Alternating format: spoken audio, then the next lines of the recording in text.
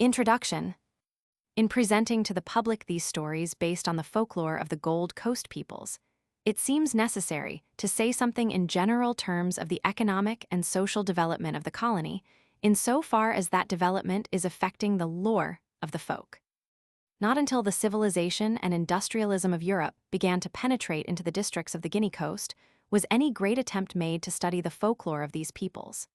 It is obvious, therefore, that the student must find considerable admixture from outside sources, which the absence of a native system of writing and consequent literature makes exceedingly difficult to detect. The difficulties increase with time, for we are getting farther and farther from the genuine folklore. Each year, from towns like Accra, Sekondi, and Cape Coast, the tentacles of European civilization are slowly extending in all directions. Railways and roads are creeping out, old-fashioned crudity is giving way to simpler and more expeditious methods. New industries, as rubber and cocoa, are being established. All this must be borne in mind in studying the folklore as told by the native today. What is happening is, unfortunately, not an awakening, but a transformation. The Negro is discarding his native cloth for a European suit of clothes. On all sides, it is reported that the demand for European provisions, luxuries, and apparel is large and greatly increasing. The large imports of tinned provisions, flour, etc., is in part due to the scarcity of native foodstuffs in certain districts, but there is no doubt that the standard of living is changing and rising. There is a general desire not only in the colony, but in Ashanti, for better roads, better houses, cleaner villages, and the desire has been prompted by the example of the great sanitary improvements in the larger towns. It can be observed that the people take a growing pride in the institutions and traditions of their country, that the chiefs are realizing the duties and influence of their position, and that public opinion, among the educated classes, at any rate, is beginning to recognize that some advance on the ideals and standards of the past must now be demanded. This, from the utilitarian and imperial standpoints, is as it should be, but it tends to be fatal to the mythology, the customs, and the traditions of such peoples as the Negroes of West Africa. For this change is not taking place only in the direction of mere materialism. Christianity, entering the country through the ports, and Mohammedanism, being carried by horses along the trade routes from the interior, are playing their part in these psychological and sociological changes. The Negro of yesterday differs from the Negro of today, as he in turn will differ from the Negro of tomorrow. In view of all this metamorphosis, it is much to be regretted that the geographical and linguistical difficulties have made the task of the folklorist not only difficult, but well-nigh impossible. Much, of course, might be done if those whose duties carry them into the various districts would take in hand the task. The collation of their results might enable one to eradicate outside and recent influences, and in a measure get at the back of the black man's mind. The material in this book was collected in the following manner. The new educational policy of the government provided for a training institution for teachers at Accra. The first students to be admitted were men who had already had some considerable experience in the schools of their districts. They were, therefore, sufficiently familiar with the English language to express themselves clearly and fluently. At the same time, they were men who could remember the time when the new civilizing forces at present at work were not nearly so pronounced. By obtaining from these students a variety of versions of the same story, it became possible to some extent to eradicate the superfluous and the spurious. The selection of tales has been carefully made, and in the retelling and illustrating of the story, the object has been to give the reader an introduction to the thought and customs of the West African Negro. In order to produce the correct atmosphere for the story, picture an evening scene in a native village. The sun is nearing the western horizon, seeming to fall like a huge ball behind the distant hills. The air is cool, and a solemn stillness prevails. Even the noisy youths and girls are quiet, and the time for tom-toms, crickets, bullfrogs, and the miscellaneous instruments of man and nature for the production of the most weird and inharmonious of sounds is not yet. In the compound, the courtyard round which are the family dwellings, the women with their pisson, children on their backs, are busy with mortar and pestle making fufu, native food from maize. Squatting near the mud walls, naked to the waist, their cloth forming but a covering for the loins, are a number of men smoking short clay pipes and expectorating in a most insanitary manner, a perfect picture of idleness. Naked youngsters stand open-mouthed listening to the conversation of their elders, or amuse themselves at hide-and-seek, marbles, or some other native game. The short twilight of the tropics brings all occupations except talking to an end, and of talking there seems to be no end. Here and there someone or other lies down, covers himself entirely with his cloth, and is lost to the world. A lantern is brought out, and unconsciously and imperceptibly it becomes the center of dark forms, relieved now and again by rows of beautiful white teeth as the owners indulge in a hearty laugh. At times, conversation lags. Someone drones a monotonous tune, others smoke in quiet contemplation, while others again follow the example of the dark human mounds scattered about the compound. Suddenly, comrades listen to a story. At once the men, women, and children press round the speaker, an eager crowd, ready to hear or to tell the tales of their folk. All right, let it come. Thus commences another evening, wherein the native recounts to his neighbor for the 100th time the stories handed down by tradition from the dim, before time. The native is a born raconteur, and his stories are not the outcome of his imagination, but folklore modified and ornamented perhaps to suit the particular audience or particular circumstance. Some of these modifications, which have assumed a more or less permanent form, are commented on below. Throughout the Gold Coast colony and southern Ashanti, the stories as given by the various tribes are essentially the same. It may be that further and more detailed investigation in the domain of folklore will help to solve a very important ethnic problem, namely, whether the coast tribes are or are not of the same stock as those of the hinterland. It is generally accepted at present that these people of the West Coast were for the most part the broken fragments of races that have been driven to the sea by the stronger races of the interior. If this were so, then one would expect to find differences in the folklore of the stronger and weaker races similar to those between the folklore of the Celts and Anglo-Saxons. Actually, this does not appear to be so, though at present the data is not sufficient to enable one to form a definite opinion. The following is from a recent work on the Gold Coast, and presents a slightly different view from that in the quotation above. The general sum of these traditions is that the Fonties, Ashantis, Wassas, and in fact all the Twi-speaking, or Akan peoples, were originally one tribe. They were a pastoral race and inhabited the open country beyond the forest belt and farther north than Salaga.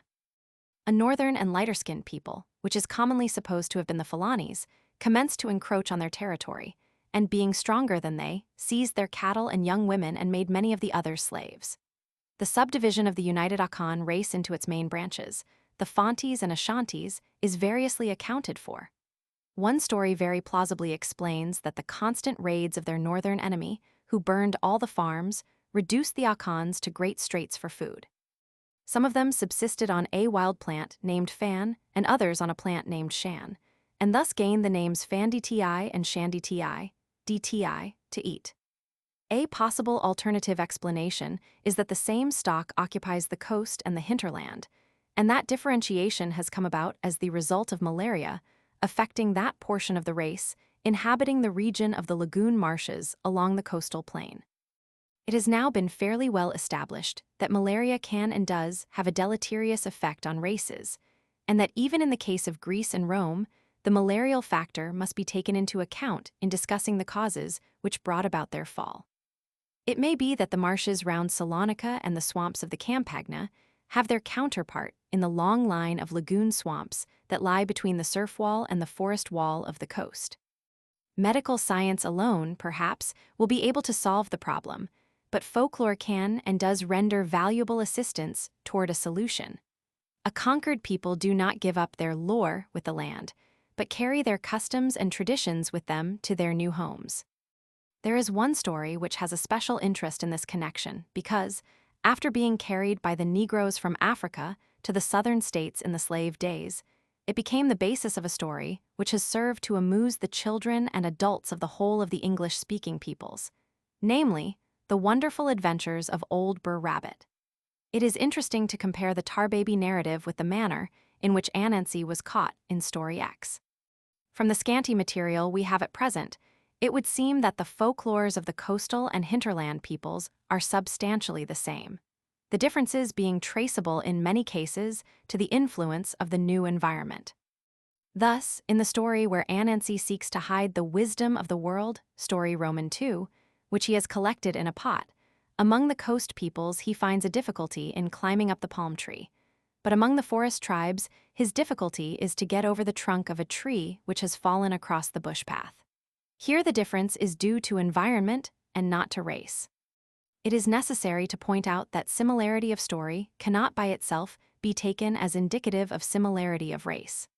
Indeed, so common is it to find the same story told by people of varying types and in every stage of progress that it has opened up a problem of great importance. Have such stories originated from a common source? And, if so, where may the common origin be found? Or are folk stories like the material productions of the races, i.e., do they follow a more or less common line of development? What connection can there be, for example, between the Negro of the Gold Coast and the Serb? Yet they have a story remarkably similar. In the story of Ohia, story Roman 19, the power of understanding the language of animals was given him on condition that he should not disclose the secret to any human being under pain of death. This knowledge often gave him occasion for laughter, and at such times his wife, ignorant of the cause, became angered and suspicious. She demanded to know the reason for such outbursts, and at last her importunity resulted in the telling of the secret and consequent death of the man. In the Serbian story, the denouement is somewhat different, comedy taking the place of tragedy. The man, when just about to yield his life to satisfy the curiosity of his wife, listens to the cock, who declares that he can manage to keep his 100 wives in order by giving them a good peck when they need it. The man accordingly leaves his coffin and brings his wife to reason and her knees by a well-administered chastisement. How came these two peoples to have a story with so many features in common? Is it possible that the Turk and the Moor may have provided links? It may not be out of place here to mention the effect of the contact of the slave-trading Europeans on the folklore of the coast Negroes. The grim white castles every few miles along the whole of the Guinea coast stand as stern reminders of the time when the helpless coastal tribes were raided, and men, women, and children sold into slavery.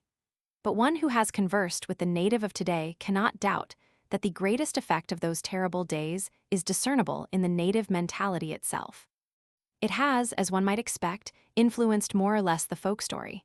Here, for example, is one type of influence. When the Portuguese first landed, the natives betook themselves to the forest. When the white man had put off again, the natives crept cautiously back to the beach. To their great surprise, they found their basin full of rum. One of them, by name Embura, tasted some, and finding that it was sweet, drank as much as he could and became intoxicated. Others did the same, and when many of them were helpless, the boatmen returned and carried them off. On account of the rum being tasted by Embura, we call rum infanti Emburanese, i.e. Embura's wine. Even more remarkable is the origin of the god Nyankapan, who figures largely in both mythology and folklore. Many stories introduce Nyankapan, and yet he is no native god at all. After an intercourse of some years with Europeans, the Tishi-speaking inhabitants of the towns and villages in the vicinity of the various forts added to their system of polytheism a new deity whom they termed Nana Nyankapan, sometimes called simply Nyankapan. This was the god of the Christians, borrowed from them and adopted under a new designation. The great superiority manifested by the whites in their weapons, ships, manufactures, in short, in everything, convinced the natives with whom they had intercourse that they must necessarily be protected by a deity of greater power than any of those to which they themselves offered sacrifice, since their own deities had not, except very remotely, helped them to attain any such prosperity. They therefore gladly enrolled themselves amongst the followers of the god of the whites, and being informed that he dwelt in the heavens above, they denominated him Nananayankapan, which may be freely translated Lord of the Sky. The Gold Coast folk stories are readily divisible into two groups, Anansi and non-Anansi tales. Anansi is the spider, and with him is generally associated his son, XVIII. Why so many spider stories? No satisfactory explanation can as yet be given. It cannot be due entirely to the superabundance of spiders in native dwellings and surroundings, for other tribes along the coast seem to concentrate on other creatures, as the elephant and the tortoise. Nor does there seem to be sufficient evidence to trace the origin to totemism. No doubt many of the Anansi stories as told today are due to observation of the ways and peculiar characteristics of the spider, and are an attempt to explain the why and the wherefore. And generally, it is decided that he is a wise, cunning, deceitful creature who scampers off to hide in the ceiling because he has done something to be ashamed of and has, unfortunately, been found out. Here are 2 comments from folk stories on Anansi. The wisdom of the spider is greater than that of all the world together. Woe to one who would put his trust in Anansi, a sly, selfish, and greedy person. The non-Anansi stories are generally of the just-so type, why the ears of the deer are long, why the waist of the wasp is slim, etc. There is nothing in the wide realm of botany, astronomy, or geography of a peculiar or striking character, but an explanation is forthcoming in the lore of the folk. There is, of course, the usual sprinkling of magic tales, which bear a striking resemblance to many European marchen or fairy tales. In conclusion, an apology must be offered to the scientific folklorist. The stories have been retold in order to appeal to a wider public, but it is hoped that ere long the complete original material may be available for the student of folklore. WHB. I Anansi or Spider Tales. How we got the name, Spider Tales. In the olden days, all the stories which men told were stories of Nyankapan, the chief of the gods. Spider, who was very conceited, wanted the stories to be told about him. Accordingly, one day he went to Nyankapan and asked that, in future, all tales told by men might be Anansi stories instead of Nyankapan stories. Nyankapan agreed on one condition. He told Spider or Anansi that he must bring him 3 things. The first was a jar full of live bees, the second was a boa constrictor, and the third a tiger. Spider gave his promise. He took an earthen vessel and set out for a place where he knew were numbers of bees. When he came in sight of the bees, he began saying to himself, "They will not be able to fill this jar. Yes, they will be able. No, they will not be able." Until the bees came up to him and said, "What are you talking about, Mr. Anansi?" He thereupon explained to them that Nyankapan and he had had a great dispute. Nyankapan had said the bees could not fly into the jar, Anansi had said they could. The bees immediately declared that of course they could fly into the jar, which they at once did. As soon as they were safely inside, Anansi sealed up the jar and sent it off to Nyankapan. Next day he took a long stick and set out in search of a boa constrictor. When he arrived at the place where one lived, he began speaking to himself again. "He will just be as long as this stick. No, he will not be so long as this. Yes, he will be as long as this." These words he repeated several times, till the boa came out and asked him what was the matter. "Oh, we have been having a dispute in Nyankapan's town about you. Nyankapan's people say you are not as long as this stick. I say you are. Please let me measure you by it." The boa innocently laid himself out straight, and Spider lost no time in tying him onto the stick from end to end. He then sent him to Nyankapan. The 3rd day he took a needle and thread and sewed up his eye. He then set out for a den where he knew a tiger lived. As he approached the place, he began to shout and sing so loudly that the tiger came out to see what was the matter. "Can you not see?" said Spider. "My eye is sewn up, and now I can see such wonderful things that I must sing about them." "Sew up my eyes," said the tiger, "then I too can see these surprising sights." Spider immediately did so. Having thus made the tiger helpless, he led him straight to Nyankapan's house. Nyankapan was amazed at Spider's cleverness in fulfilling the 3 conditions. He immediately gave him permission for the future to call all the old tales Anansi tales. II.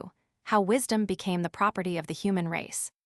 There once lived, in Fantyland, a man named Father Anansi. He possessed all the wisdom in the world. People came to him daily for advice and help. One day, the men of the country were unfortunate enough to offend Father Anansi, who immediately resolved to punish them. After much thought, he decided that the severest penalty he could inflict would be to hide all his wisdom from them. He set to work at once to gather again all that he had already given. When he had succeeded, as he thought, in collecting it, he placed all in one great pot. This he carefully sealed, and determined to put it in a spot where no human being could reach it. Now Father Anansi had a son, whose name was XVIII. This boy began to suspect his father of some secret design, so he made up his mind to watch carefully. Next day he saw his father quietly slip out of the house, with his precious pot hung round his neck. XVIII followed. Father Anansi went through the forest till he had left the village far behind. Then, selecting the highest and most inaccessible-looking tree, he began to climb. The heavy pot, hanging in front of him, made his ascent almost impossible. Again and again he tried to reach the top of the tree, where he intended to hang the pot. There, he thought, wisdom would indeed be beyond the reach of everyone but himself. He was unable, however, to carry out his desire. At each trial the pot swung in his way. For some time XVIII watched his father's vain attempts. At last, unable to contain himself any longer, he cried out, "Father, why do you not hang the pot on your back? Then you could easily climb the tree." Father Anansi turned and said, "I thought I had all the world's wisdom in this pot, but I find you possess more than I do. All my wisdom was insufficient to show me what to do, yet you have been able to tell me." In his anger, he threw the pot down. It struck on a great rock and broke. The wisdom contained in it escaped and spread throughout the world. III. Anansi and Nothing. Near Anansi's miserable little hut there was a fine palace where lived a very rich man called Nothing. Nothing and Anansi proposed, one day, to go to the neighboring town to get some wives. Accordingly, they set off together. Nothing, being a rich man, wore a very fine velvet cloth, while Anansi had a ragged cotton one. While they were on their way, Anansi persuaded Nothing to change clothes for a little while, promising to give back the fine velvet before they reached the town.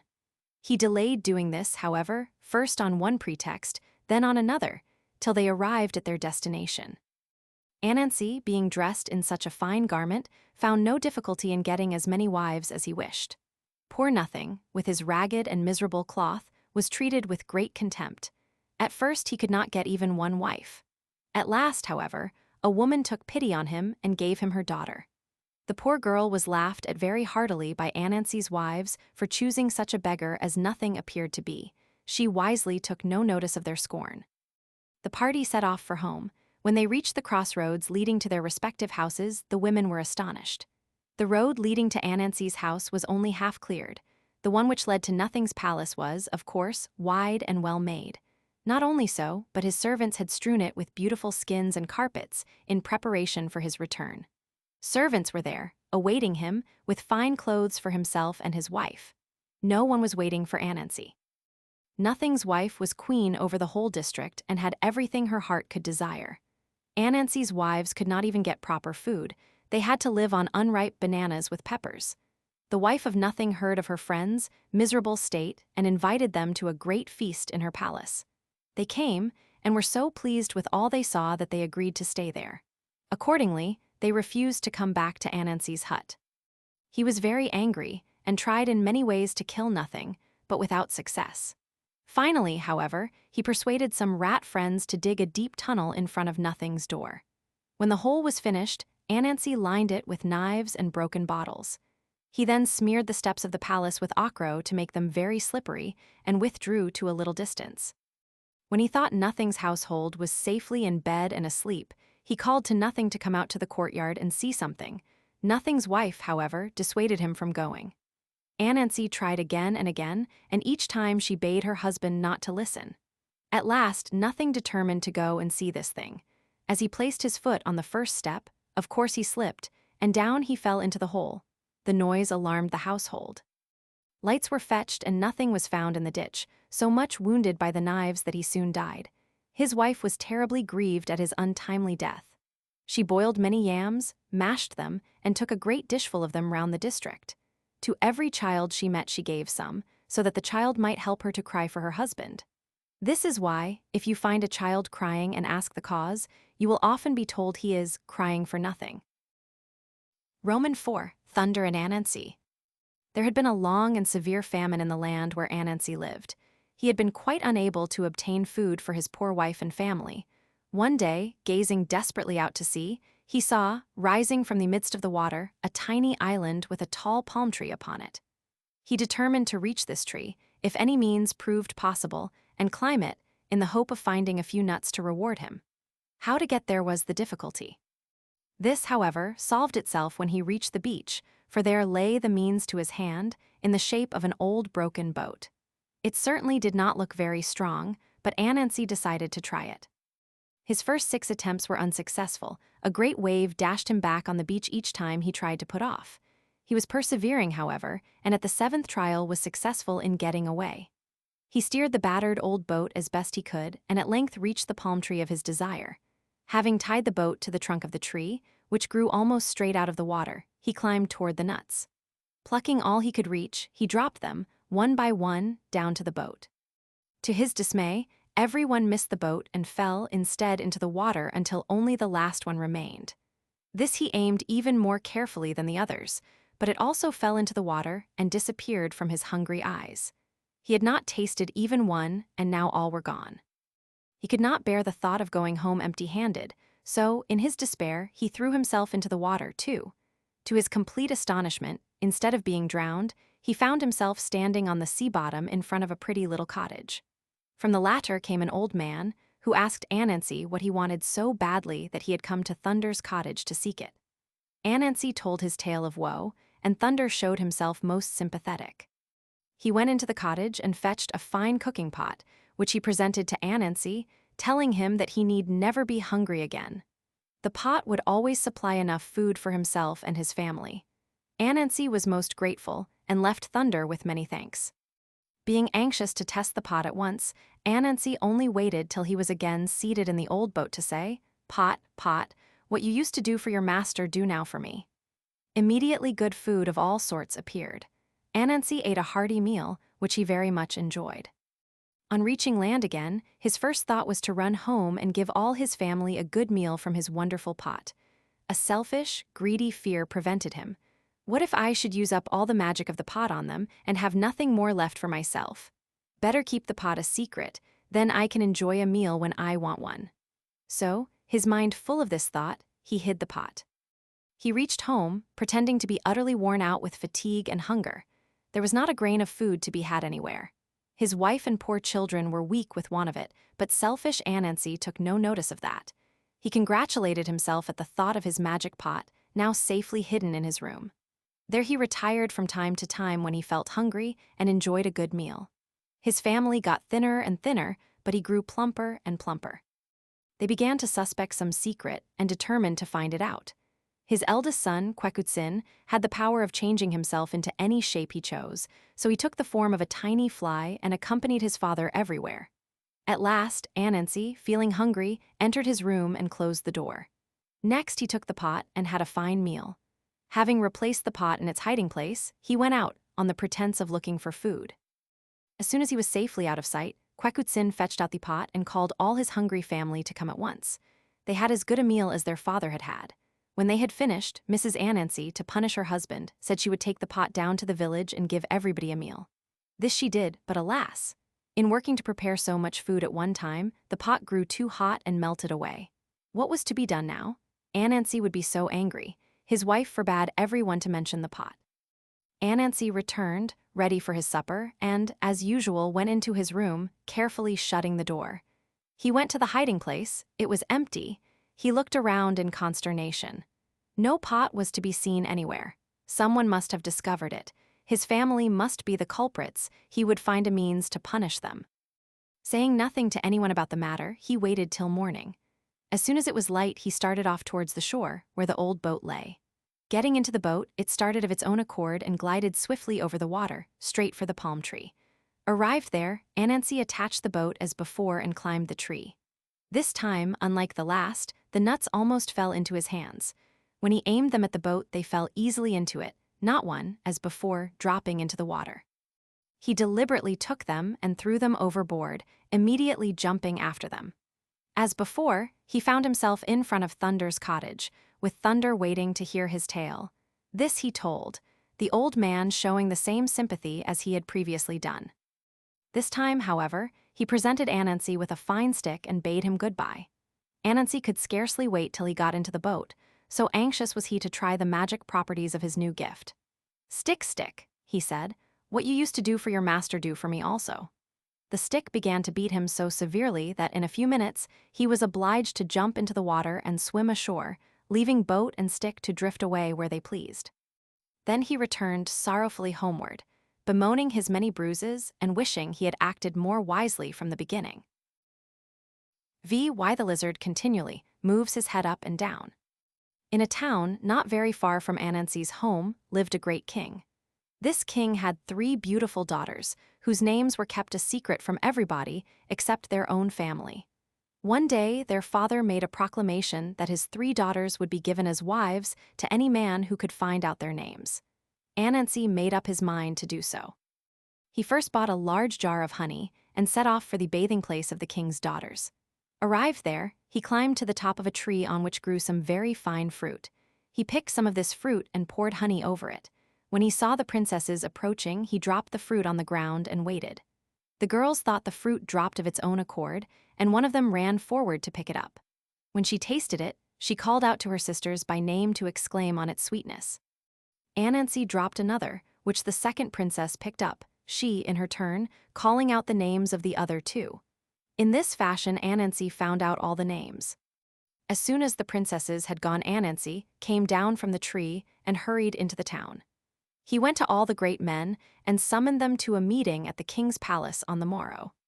He then visited his friend the lizard to get him to act as herald at the court next day. He told Lizard the 3 names, and the latter was to sound them through his trumpet when the time came. Early next morning, the king and his court were assembled as usual. All the great men of the town appeared, as Anansi had requested. Anansi stated his business, reminding the king of his promise to give his 3 daughters to the man who had found out their names. The king demanded to hear the latter, whereupon Lizard sounded them on his trumpet. The king and courtiers were much surprised. His Majesty, however, could not break the promise he had made of giving his daughters to the man who named them. He accordingly gave them to Mr. Lizard. Anansi was very angry and explained that he had told the names to Lizard so that he ought to get at least 2 of the girls, while Lizard could have the 3rd. The king refused. Anansi then begged hard for even one, but that was also refused. He went home in a very bad temper, declaring that he would be revenged on Lizard for stealing his wives away. He thought over the matter very carefully, but could not find a way of punishing Lizard. At last, however, he had an idea. He went to the king and explained that he was setting off next morning on a long journey. He wished to start very early, and so begged the king's help. The king had a fine cock, which always crowed at daybreak to waken the king if he wished to get up early. Anansi begged that the king would command the cock to crow next morning, that Anansi might be sure of getting off in time. This the king readily promised. As soon as night fell, Anansi went by a back way to the cock's sleeping place, seized the bird quickly, and killed it. He then carried it to Lizard's house, where all were in bed. There he quietly cooked the cock, placed the feathers under Lizard's bed, and put some of the flesh on a dish close to Lizard's hand.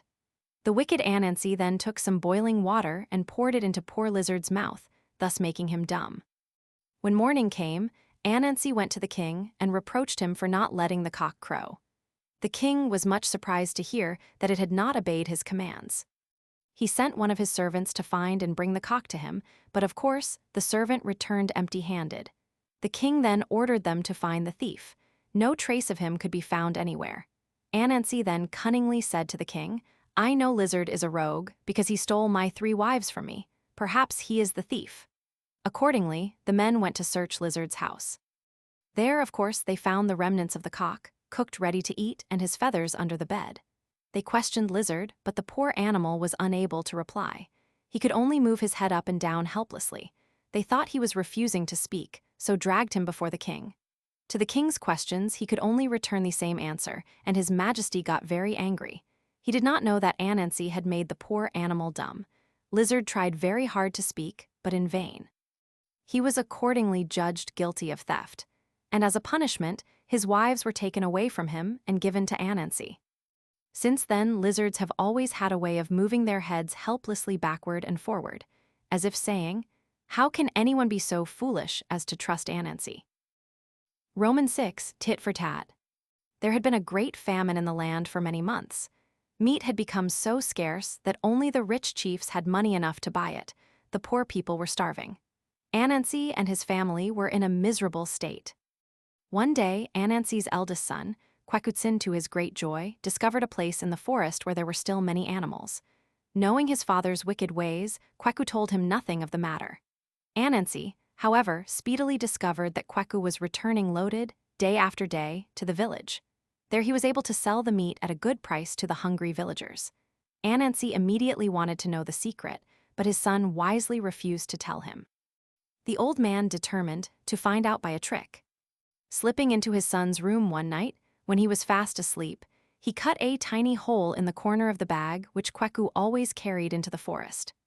Anansi then put a quantity of ashes into the bag and replaced it where he had found it.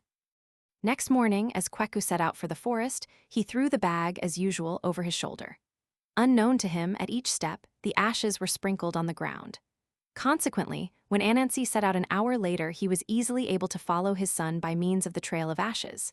He, too, arrived at the animal's home in the forest and found Kweku there before him. He immediately drove his son away, saying that, by the law of the land, the place belonged to him.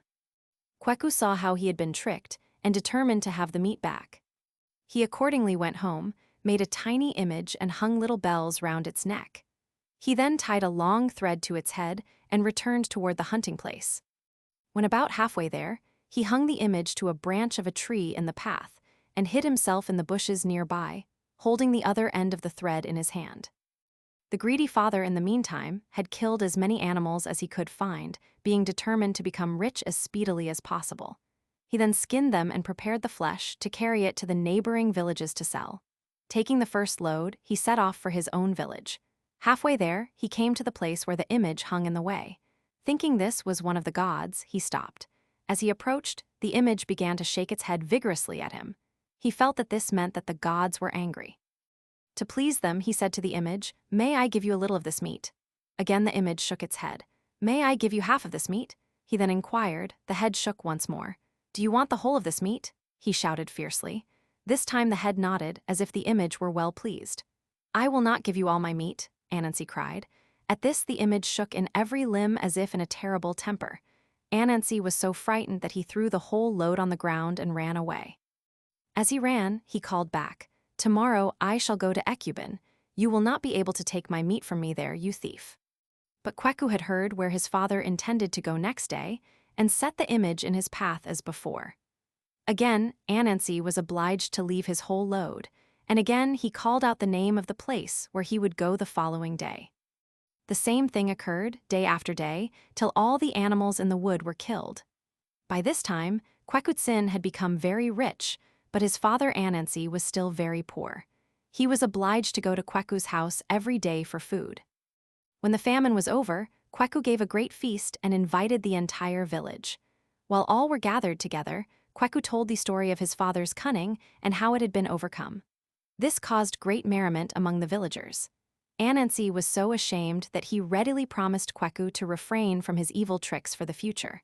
This promise, however, he did not long keep. VII. Why white ants always harm man's property. There came once such a terrible famine in the land that a grain of corn was worth far more than its weight in gold. A hungry spider was wandering through the forest looking for food. To his great joy, he found a dead antelope. Knowing that he would not be allowed to reach home in safety with it, he wrapped it up very carefully in a long mat and bound it securely. Placing it on his head, he started for home. As he went, he wept bitterly, telling everyone that this was his dead grandfather's body. Everyone he met sympathized heartily with him. On his way, he met the wolf and the leopard. These two wise animals suspected that this was one of Spider's tricks. They knew that he was not to be trusted. Walking on a little way, they discussed what they could do to find out what was in the bundle. They agreed to take a short cut across the country to a tree which they knew Cousin Spider must pass. When they reached this tree, they hid themselves very carefully behind it and waited for him. As he passed the place, they shook the tree and uttered frightful noises. This so frightened Mr. Spider that he dropped his load and ran away. The two gentlemen opened the bundle and, to their great joy, discovered the flesh of the antelope in it. They carried it off to their own home and began to prepare supper. When Mr. Spider recovered from his fear, he began to wonder who could have been at the tree to make the noises. He decided that his enemies must be wolf and leopard. He made up his mind he would get his meat back from them. He took a small lizard and filed his teeth to fine, sharp points. He then sent him to spy upon the wolf and leopard by begging fire from them. He was to get the fire and quench it as soon as he left their cottage.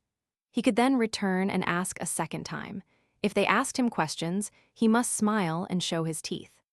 The lizard did as he was told, and everything turned out just as Spider had expected.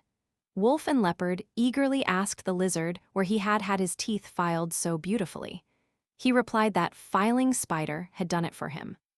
Wolf and Leopard discussed the matter and decided to have their teeth filed in the same way. They could then easily break the bones of their food. Accordingly, they went to the house of the disguised Spider and asked him to make their teeth like lizards. Spider agreed, but said that, to do it properly, he would first have to hang them on a tree. They made no objection to this. When he had them safely hung, Spider and his family came and mocked them. Spider then went to their cottage and brought away the body of the antelope. The whole village was invited to the feast, which was held in front of the two poor animals on the tree. During this festival, everyone made fun of the wolf and leopard. Next morning, White Ant and his children passed the place on their way to some friends. Mr. Leopard begged them to set him and his friend free. White Ant and his family set to work, destroyed the tree, and set them at liberty. Leopard and Wolf promised the ants that on their return they would spread a feast for them. Unfortunately, Spider heard the invitation and made up his mind to benefit by it. On the third day, which was the very time set by the wolf and leopard, Spider dressed up his children like the ants. They set out, singing the ants' chorus, in order to deceive Leopard. Wolf and Leopard welcomed them heartily and spread a splendid feast for them, which the Spiders thoroughly enjoyed. Soon after their departure, the real ants arrived. The two hosts, thinking these must be Spider and his family, poured boiling water over them and killed them all except the father. White Ant, on reaching home again, in great anger, vowed that he would never again help anyone. He would take every opportunity to harm property. From that day to this, White Ants have been a perfect pest to man. VIII. The Squirrel and the Spider. A hard-working squirrel had, after much labor, succeeded in cultivating a very fine farm. Being a skillful climber of trees, he had not troubled to make a roadway into his farm. He used to reach it by the trees. One day, when his harvests were very nearly ripe, it happened that Spider went out hunting in that neighborhood. During his travels, he arrived at Squirrel's farm. Greatly pleased at the appearance of the fields, he sought for the roadway to it. Finding none, he returned home and told his family all about the matter. The very next day they all set out for this fine place and set to work immediately to make a road. When this was completed, Spider, who was very cunning, threw pieces of earthenware pot along the pathway. This he did to make believe that his children had dropped them while working to prepare the farm. Then he and his family began to cut down and carry away such of the corn as was ripe. Squirrel noticed that his fields were being robbed but could not at first find the thief. He determined to watch. Sure enough, Spider soon reappeared to steal more of the harvest. Squirrel demanded to know what right he had on these fields. Spider immediately asked him the same question. "They are my fields," said Squirrel. "Oh no, they are mine," retorted Spider. "I dug them and sowed them and planted them," said poor Squirrel. "Then where is your roadway to them?" said crafty Spider. "I need no roadway. I come by the trees," was Squirrel's reply. Needless to say, Spider laughed such an answer to scorn and continued to use the farm as his own. Squirrel appealed to the law, but the court decided that no one had ever had a farm without a road leading to it. Therefore, the fields must be Spider's. In great glee, Spider and his family prepared to cut down all the harvest that remained. When it was cut, they tied it in great bundles and set off to the nearest marketplace to sell it. When they were about halfway there, a terrible storm came on. They were obliged to put down their burdens by the roadside and run for shelter. When the storm had passed, they returned to pick up their loads. As they approached the spot, they found a great black crow there, with his broad wings outspread to keep the bundles dry. Spider went to him and very politely thanked him for so kindly taking care of their property. "Your property," replied Father Crow. "Who ever heard of anyone leaving bundles of corn by the roadside? Nonsense. These loads are mine." So saying, he picked them up and went off with them, leaving Spider and his children to return home sorrowful and empty-handed. Their thieving ways had brought them little profit. Roman 9. Why we see ants carrying bundles as big as themselves. Anansi and XVIII, his son, were both very clever farmers. Generally, they succeeded in getting fine harvests from each of their farms. One year, however, they were very unfortunate. They had sown their seeds as usual, but no rain had fallen for more than a month after, and it looked as if the seeds would be unable to sprout. XVIII was walking sadly through his fields one day looking at the bare, dry ground, and wondering what he and his family would do for food if they were unable to get any harvest. To his surprise, he saw a tiny dwarf seated by the roadside. The little hunchback asked the reason of his sadness, and XVIII told him. The dwarf promised to help him by bringing rain on the farm. He bade XVIII fetch 2 small sticks and tap him lightly on the hump while he sang. "O water, go up, O water, go up, and let rain fall, and let rain fall." To XVIII's great joy, rain immediately began to fall, and continued till the ground was thoroughly well soaked. In the days following, the seeds germinated, and the crops began to promise well. Anansi soon heard how well XVIII's crops were growing, whilst his own were still bare and hard. He went straightway to his son and demanded to know the reason. XVIII, being an honest fellow, at once told him what had happened. Anansi quickly made up his mind to get his farm watered in the same way, and accordingly set out toward it. As he went, he cut 2 big, strong sticks, thinking, "My son made the dwarf work with little sticks. I will make him do twice as much with my big ones." He carefully hid the big sticks, however, when he saw the dwarf coming toward him. As before, the hunchback asked what the trouble was, and Anansi told him. "Take 2 small sticks and beat me lightly on the hump," said the dwarf. "I will get rain for you." But Anansi took his big sticks and beat so hard that the dwarf fell down dead. The greedy fellow was now thoroughly frightened, for he knew that the dwarf was jester to the king of the country and a very great favorite of his. He wondered how he could fix the blame on someone else. He picked up the dwarf's dead body and carried it to a kola tree. There he laid it on one of the top branches and sat down under the tree to watch. By and by XVIII came along to see if his father had succeeded in getting rain for his crops. "Did you not see the dwarf, father?" he asked, as he saw the old man sitting alone. "Oh, yes," replied Anansi, "but he has climbed this tree to pick kola. I am now waiting for him." "I will go up and fetch him," said the young man, and immediately began to climb. As soon as his head touched the body, the latter, of course, fell to the ground. "Oh, what have you done, you wicked fellow?" cried his father. "You have killed the king's jester." "That is all right," quietly replied the son, who saw that this was one of Anansi's tricks.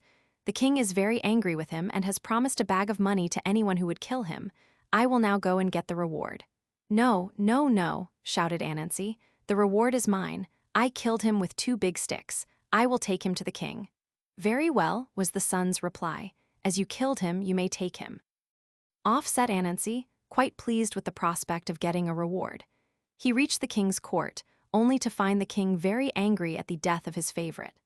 The body of the jester was shut up in a great box, and Anansi was condemned, as a punishment, to carry it on his head forever. The king enchanted the box so that it could never be set down on the ground. The only way in which Anansi could ever get rid of it was by getting some other man to put it on his head. This, of course, no one was willing to do. At last, one day, when Anansi was almost worn out with his heavy burden, he met the ant. "Will you hold this box for me while I go to market and buy some things I need badly?" said Anansi to Mr. Ant. "I know your tricks, Anansi," replied Ant. "You want to be rid of it." "Oh, no, indeed, Mr. Ant," protested Anansi. "Indeed, I will come back for it, I promise." Mr. Ant, who was an honest fellow and always kept his own promises, believed him. He took the box on his head, and Anansi hurried off. Needless to say, the sly fellow had not the least intention of keeping his word. Mr. Ant waited in vain for his return, and was obliged to wander all the rest of his life with the box on his head. That is the reason we so often see ants carrying great bundles as they hurry along. XY spiders are always found in the corners of ceilings. XIII Anansi was a very skillful farmer. He, with his wife and son, set to work one year to prepare a farm, much larger than any they had previously worked. They planted in it yams, maize, and beans, and were rewarded by a very rich crop. Their harvest was quite 10 times greater than any they had ever had before. XIII Anansi was very well pleased when he saw his wealth of corn and beans. He was, however, an exceedingly selfish and greedy man who never liked to share anything, even with his own wife and son. When he saw that the crops were quite ripe, he thought of a plan whereby he alone would profit by them. He called his wife and son to him and spoke thus: "We have all three worked exceedingly hard to prepare these fields. They have well repaid us. We will now gather in the harvest and pack it away in our barns. When that is done, we shall be in need of a rest. I propose that you and our son should go back to our home in the village and remain there at your ease for 2 or 3 weeks. I have to go to the coast on very urgent business. When I return, we will all come to the farm and enjoy our well-earned feast." Anansi's wife and son thought this a very good, sensible plan and at once agreed to it. They went straight back to their village, leaving the cunning husband to start on his journey. Needless to say, he had not the slightest intention of so doing. Instead, he built himself a very comfortable hut near the farm, supplied it with all manner of cooking utensils, gathered in a large store of the corn and vegetables from the barn, and prepared for a solitary feast. This went on for a fortnight. By that time, Anansi's son began to think it was time for him to go and weed the farm, lest the weeds should grow too high. He accordingly went there and worked several hours on it. While passing the barn, he happened to look in. Great was his surprise to see that more than half of their magnificent harvest had gone. He was greatly disturbed, thinking robbers had been at work, and wondered how he could prevent further mischief. Returning to the village, he told the people there what had happened, and they helped to make a rubber man. When evening came, they carried the sticky figure to the farm and placed it in the midst of the fields to frighten away the thieves. Some of the young men remained with Anansi's son to watch in one of the barns. When all was dark, Anansi, quite unaware of what had happened, came, as usual, out of his hiding place to fetch more food. On his way to the barn, he saw in front of him the figure of a man and at first felt very frightened. Finding that the man did not move, however, he gained confidence and went up to him. "What do you want here?" said he. There was no answer. He repeated his question with the same result. Anansi then became very angry and dealt the figure a blow on the cheek with his right hand. Of course, his hand stuck fast to the rubber. "How dare you hold my hand?" he exclaimed. "Let me go at once or I shall hit you again." He then hit the figure with his left hand, which also stuck. He tried to disengage himself by pushing against it with his knees and body, until, finally, knees, body, hands, and head were all firmly attached to the rubber man. Their Anansi had to stay till daybreak, when his son came out with the other villagers to catch the robber. They were astonished to find that the evildoer was Anansi himself. He, on the other hand, was so ashamed to be caught in the act of greediness that he changed into a spider and took refuge in a dark corner of the ceiling, lest anyone should see him. Since then, spiders have always been found in dark, dusty corners, where people are not likely to notice them. Anansi, the blind fisherman. Anansi, in his old age, became a fisherman. Very soon after that his sight began to fail. Finally, he grew quite blind. However, still being very strong, he continued his fishing, with the help of 2 men. The latter were exceedingly kind to him and aided him in every possible way. They led him, each morning, to the beach and into the canoe. They told him where to spread his net and when to pull it in. When they returned to land, they told him just where and when to step out, so that he did not even get wet. Day after day this went on, but Anansi, instead of being in the least grateful to them, behaved very badly. When they told him where to spread his net, he would reply sharply, "I know, I was just about to put it there." When they were directing him to get out of the boat, he would say, "Oh, I know perfectly well we are at the beach. I was just getting ready to step out." This went on for a long time, Anansi getting ruder and ruder to his helpers every day, until they could bear his treatment no longer. They determined, when opportunity, offered to punish him for his ingratitude. The next day, as usual, he came with them to the beach. When they had got the canoe ready, they bade him step in. "Do you think I am a fool?" said he. "I know the canoe is there." They made no answer, but got in and patiently pulled toward the fishing place. When they told him where to spread his net, he replied with so much abuse that they determined, there and then, to punish him. By this time, the canoe was full of fish, so they turned to row home. When they had gone a little way, they stopped and said to him, "Here we are at the beach." He promptly told them that they were very foolish to tell him a thing he knew so well. He added many rude and insulting remarks which made them thoroughly angry. He then jumped proudly out, expecting to land on the beach. To his great astonishment, he found himself sinking in deep water. The 2 men rowed quickly away, leaving him to struggle. Like all the men of that country, he was a good swimmer, But of course, being blind, he was unable to see where the land lay. So he swam until he was completely tired out and was drowned. Roman 12, Adzanumee and her mother. There once lived a woman who had one great desire. She longed to have a daughter, but alas, she was childless. She could never feel happy because of this unfulfilled wish. Even in the midst of a feast, the thought would be in her mind, "Ah, if only I had a daughter to share this with me." One day she was gathering yams in the field, and it chanced that she pulled out one which was very straight and well-shaped. "Ah," she thought to herself, "if only this fine yam were a daughter, how happy I should be." To her astonishment, the yam answered, "If I were to become your daughter, would you promise never to reproach me with having been a yam?" She eagerly gave her promise, and at once the yam changed into a beautiful, well-made girl. The woman was overjoyed and was very kind to the girl. She named her Adzanumee. The latter was exceedingly useful to her mother. She would make the bread, gather the yams, and sell them at the marketplace. She had been detained, one day, longer than usual. Her mother became impatient at her non-appearance and angrily said, "Where can Adzanumee be? She does not deserve that beautiful name. She is only a yam." A bird singing nearby heard the mother's words and immediately flew off to the tree under which Adzanumee sat. There he began to sing. "Adzanumee, Adzanumee, your mother is unkind. She says you are only a yam, you do not deserve your name, Adzanumee, Adzanumee." The girl heard him and returned home weeping. When the woman saw her, she said, my daughter, what is the matter?" Adzanumee replied, "Oh, my mother, you have reproached me with being a yam. You said I did not deserve my name. Oh, my mother, my mother." With these words, she made her way toward the yam field. Her mother, filled with fear, followed her, wailing, "Nay, Adzanumee, Adzanumee, do not believe it, do not believe it. You are my daughter, my dear daughter Adzanumee." But she was too late. Her daughter, still singing her sad little song, quickly changed back into a yam. When the woman arrived at the field, there lay the yam on the ground, and nothing she could do or say would give her back the daughter she had desired so earnestly and treated so inconsiderately. Roman 13, the grinding stone that ground flour by itself. There had been another great famine throughout the land. The villagers looked thin and pale for lack of food. Only one family appeared healthy and well. This was the household of Anansi's cousin. Anansi was unable to understand this and felt sure his cousin was getting food in some way. The greedy fellow determined to find out the secret. What had happened was this: Spider's cousin, while hunting one morning, had discovered a wonderful stone. The stone lay on the grass in the forest and ground flour of its own accord. Nearby ran a stream of honey. Kofi was delighted. He sat down and had a good meal. Not being a greedy man, he took away with him only enough for his family's needs.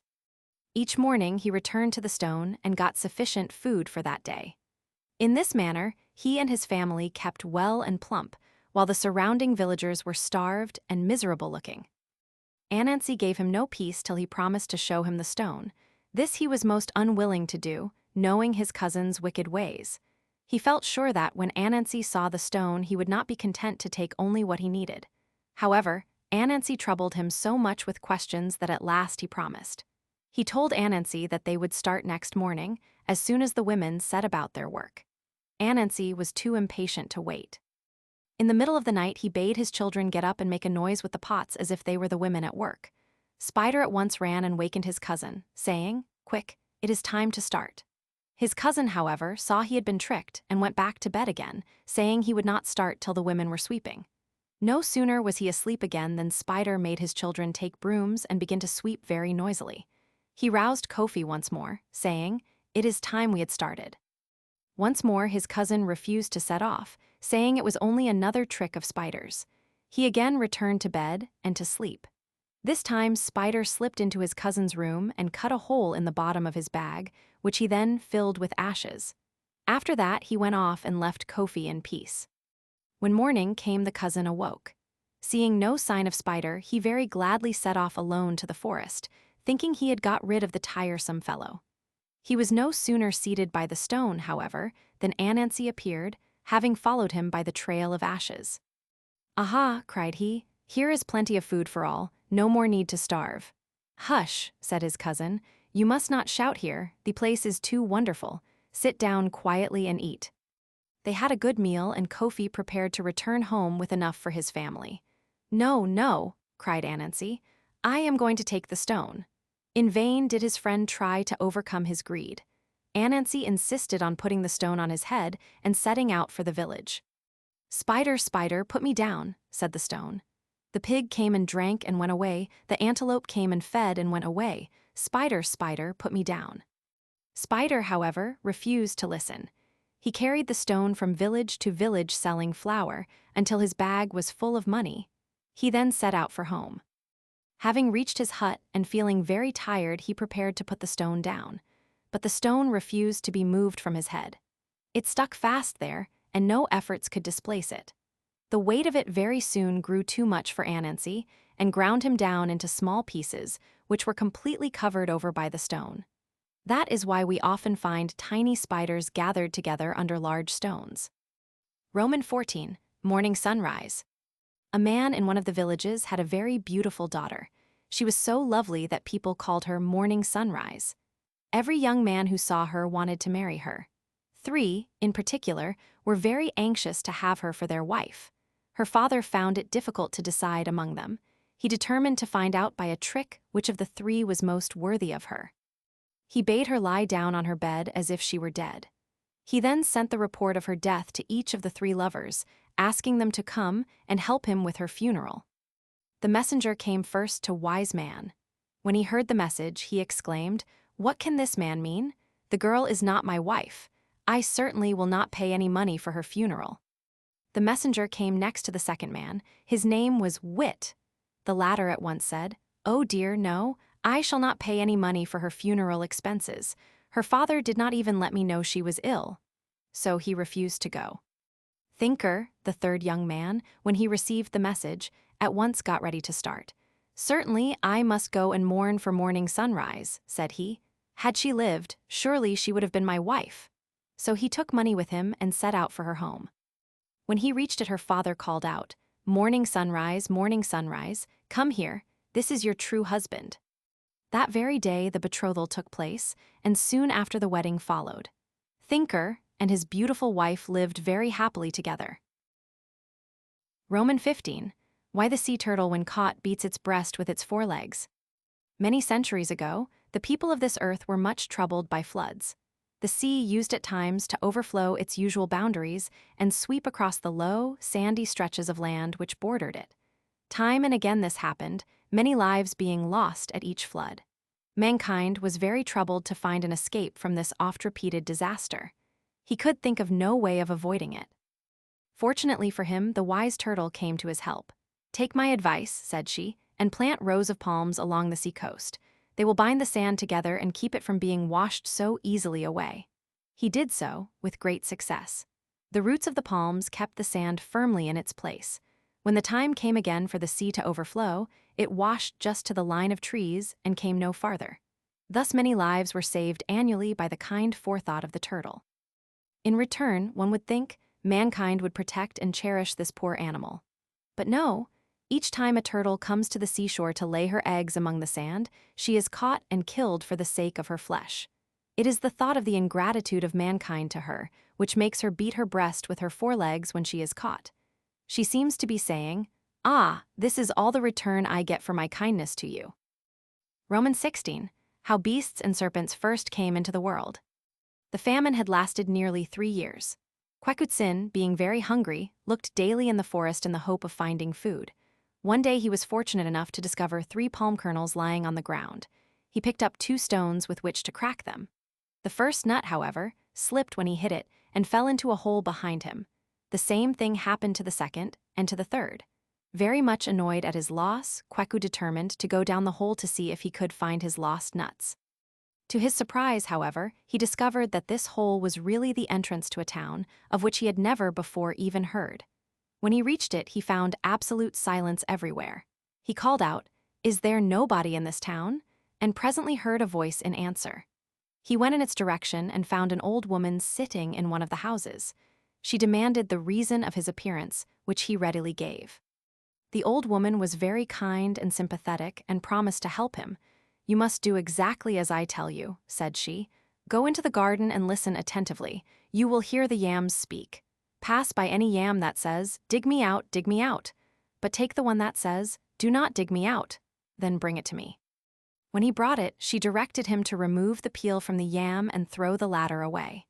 He was then to boil the rind, and, while boiling, it would become yam. It did actually do so, and they sat down to eat some of it. Before beginning their meal, the old woman requested Kweku not to look at her while she ate. Being very polite and obedient, he did exactly as he was told.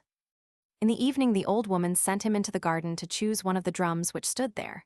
She warned him, "If you come to a drum which says, 'Ding ding' on being touched, take it, but be very careful not to take one which sounds dong dong." He obeyed her direction in every detail. When he showed her the drum, she looked pleased and told him, to his great delight, that he had only to beat it if at any time he were hungry. That would bring him food in plenty. He thanked the old woman very heartily and went home. As soon as he reached his own hut, he gathered his household together and then beat the drum. Immediately, food of every description appeared before them, and they all ate as much as they wished. The following day, XVIII gathered all the people of the village together in the assembly place, and then beat the drum once more. In this way, every family got sufficient food for their wants, and all thanked Kweku very much for thus providing for them. Kweku's father, however, was not at all pleased to see his son thus able to feed the whole village. Anansi thought he, too, ought to have a drum. Then the people would be grateful to him instead of to XVIII. Accordingly, he asked the young man where the wonderful drum had come from. His son was most unwilling to tell him, but Anansi gave him no peace until he had heard the whole story. He then wasted no time, but set off at once toward the entrance hole. He had taken the precaution to carry with him an old nut which he pretended to crack. Then, throwing it into the hole, he jumped in after it and hurried along to the silent village. Arrived at the first house, he shouted, "Is there no one in this town?" The old woman answered as before, and Anansi entered her house. He did not trouble to be polite to her, but addressed her most rudely, saying, "Hurry up, old woman, and get me something to eat." The woman quietly directed him to go into the garden and choose the yam which should say, "Do not dig me out." Anansi laughed in her face and said, "You surely take me for a fool. If the yam does not want me to dig it out, I will certainly not do so. I will take the one which wants to be gathered." This he did. When he brought it to the old woman, she told him, as she told his son, to throw away the inside and boil the rind. Again he refused to obey. "Whoever heard of such a silly thing as throwing away the yam? I will do nothing of the sort. I will throw away the peel and boil the inside." He did so, and the yam turned into stones. He was then obliged to do as she first suggested and boil the rind. The latter, while boiling, turned into yam. Anansi turned angrily to the old woman and said, "You are a witch." She took no notice of his remark, but went on setting the table. She placed his dinner on a small table, lower than her own, saying, "You must not look at me while I eat." He rudely replied, "Indeed, I will look at you if I choose, and I will have my dinner at your table, not at that small one." Again she said nothing, but she left her dinner untouched. Anansi ate his own, then took hers and ate it also. When he had finished, she said, "Now go into the garden and choose a drum. Do not take one which sounds dong dong, only take one which says ding ding." Anansi retorted, "Do you think I will take your advice, you witch? No, I will choose the drum which says dong dong. You are just trying to play a trick on me." He did as he wished. Having secured the drum, he marched off without so much as a thank you to the old woman. No sooner had he reached home than he longed to show off his new power to the villagers. He called all to the assembly place, telling them to bring dishes and trays, as he was going to provide them with food. The people in great delight hurried to the spot. Anansi, proudly taking his position in the midst of them, began to beat his drum. To his horror and dismay, instead of the multitude of foodstuffs which Kweku had summoned, Anansi saw, rushing toward him, beasts and serpents of all kinds. Such creatures had never been seen on the earth before. The people fled in every direction, all except Anansi, who was too terrified to move. He speedily received fitting punishment for his disobedience. Fortunately, Kweku, with his mother and sisters, had been at the outer edge of the crowd, so easily escaped into shelter. The animals presently scattered in every direction, and ever since they have roamed wild in the great forests. XVII. Honourable Minu. It happened one day that a poor Akim man had to travel from his own little village to Accra, one of the big towns on the coast. This man could only speak the language of his own village, which was not understood by the men of the town. As he approached Accra, he met a great herd of cows. He was surprised at the number of them and wondered to whom they could belong. Seeing a man with them, he asked him, "To whom do these cows belong?" The man did not know the language of the XVIII man, so he replied, "Minu, I do not understand." The traveler, however, thought that Minu was the name of the owner of the cows and exclaimed, "Mr. Minu must be very rich." He then entered the town. Very soon he saw a fine large building and wondered to whom it might belong. The man he asked could not understand his question, so he also answered, "Minu." "Dear me, what a rich fellow Mr. Minu must be," cried the XVIII man. Coming to a still finer building with beautiful gardens round it, he again asked the owner's name. Again came the answer, "Minu." "How wealthy Mr. Minu is," said our wondering traveler. Next he came to the beach. There he saw a magnificent steamer being loaded in the harbor. He was surprised at the great cargo which was being put on board and inquired of a bystander, "To whom does this fine vessel belong?" "Minu," replied the man. "To the Honourable Minu also, he is the richest man I ever heard of," cried the XVIII man. Having finished his business, the XVIII man set out for home. As he passed down one of the streets of the town, he met men carrying a coffin and followed by a long procession, all dressed in black. He asked the name of the dead person and received the usual reply, "Minu." "Poor Mr. Minu," cried the XVIII man. "So he has had to leave all his wealth and beautiful houses and die just as a poor person would do. Well, well, in future I will be content with my tiny house and little money." And the XVIII man went home quite pleased to his own hut. Roman XVIII. Why the moon and the stars receive their light from the sun. Once upon a time there was great scarcity of food in the land. Father Anansi and his son, XVIII, being very hungry, set out one morning to hunt in the forest. In a short time, XVIII was fortunate enough to kill a fine deer, which he carried to his father at their resting place. Anansi was very glad to see such a supply of food and requested his son to remain there on guard, while he went for a large basket in which to carry it home. An hour or so passed without his return, and XVIII became anxious. Fearing lest his father had lost his way, he called out loudly, "Father, father," to guide him to the spot. To his joy he heard a voice reply, "Yes, my son," and immediately he shouted again, thinking it was Anansi. Instead of the latter, however, a terrible dragon appeared. This monster breathed fire from his great nostrils and was altogether a dreadful sight to behold. XVIII was terrified at his approach and speedily hid himself in a cave nearby. The dragon arrived at the resting place and was much annoyed to find only the deer's body. He vented his anger in blows upon the latter and went away. Soon after, Father Anansi made his appearance. He was greatly interested in his son's tale and wished to see the dragon for himself. He soon had his desire, for the monster, smelling human flesh, hastily returned to the spot and seized them both. They were carried off by him to his castle, where they found many other unfortunate creatures also awaiting their fate. All were left in charge of the dragon's servant, a fine, white cock, which always crowed to summon his master if anything unusual happened in the latter's absence. The dragon then went off in search of more prey. XVIII now summoned all his fellow prisoners together to arrange a way of escape. All feared to run away because of the wonderful powers of the monster. His eyesight was so keen that he could detect a fly moving miles away. Not only that, but he could move over the ground so swiftly that none could outdistance him. XVIII, however, being exceedingly clever, soon thought of a plan. Knowing that the white cock would not crow as long as he had grains of rice to pick up, XVIII scattered on the ground the contents of 40 bags of grain, which were stored in the great hall. While the cock was thus busily engaged, XVIII ordered the spinners to spin fine hempen ropes to make a strong rope ladder. One end of this he intended to throw up to heaven, trusting that the gods would catch it and hold it fast while he and his fellow prisoners mounted. While the ladder was being made, the men killed and ate all the cattle they needed, reserving all the bones for XVIII at his express desire. When all was ready, the young man gathered the bones into a great sack. He also procured the dragon's fiddle and placed it by his side. Everything was now ready. XVIII threw one end of the ladder up to the sky. It was caught and held. The dragon's victims began to mount, one after the other, XVIII remaining at the bottom. By this time, however, the monster's powerful eyesight showed him that something unusual was happening at his abode. He hastened his return. On seeing his approach, XVIII also mounted the ladder, with the bag of bones on his back and the fiddle under his arm. The dragon began to climb after him. Each time the monster came too near, the young man threw him a bone, with which, being very hungry, he was obliged to descend to the ground to eat.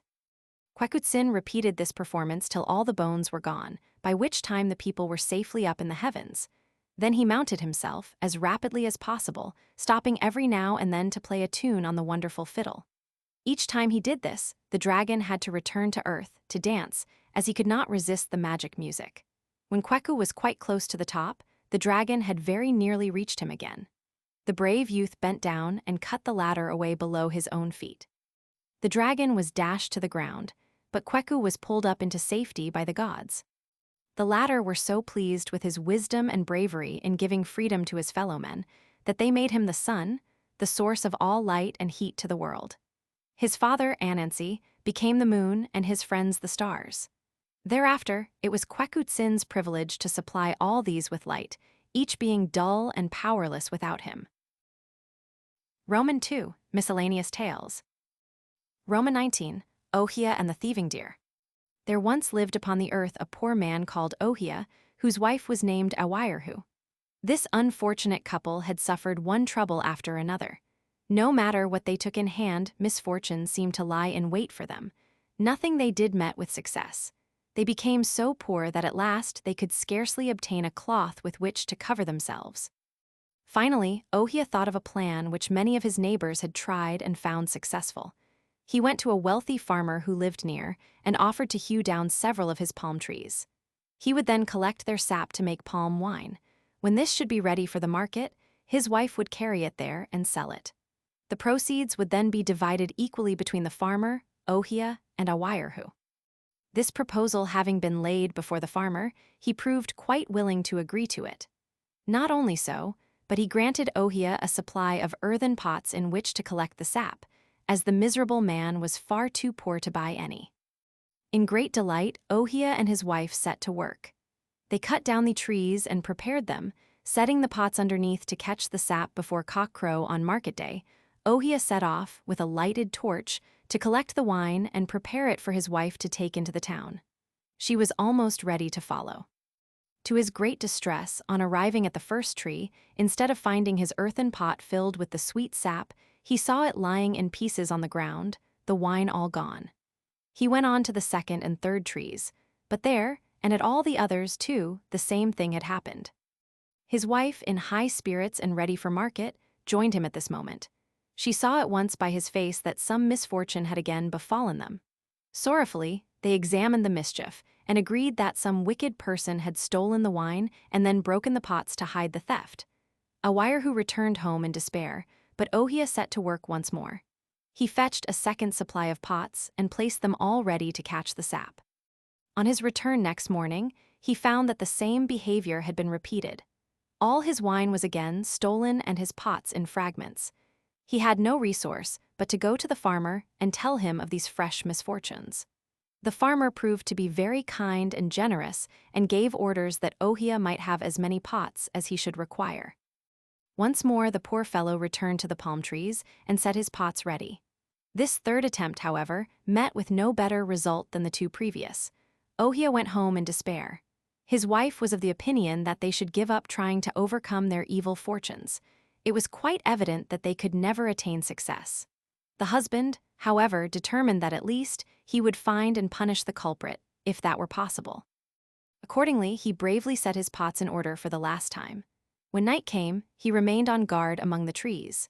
Midnight passed and nothing happened, but toward 2 o'clock in the morning a dark form glided past him to the nearest palm tree.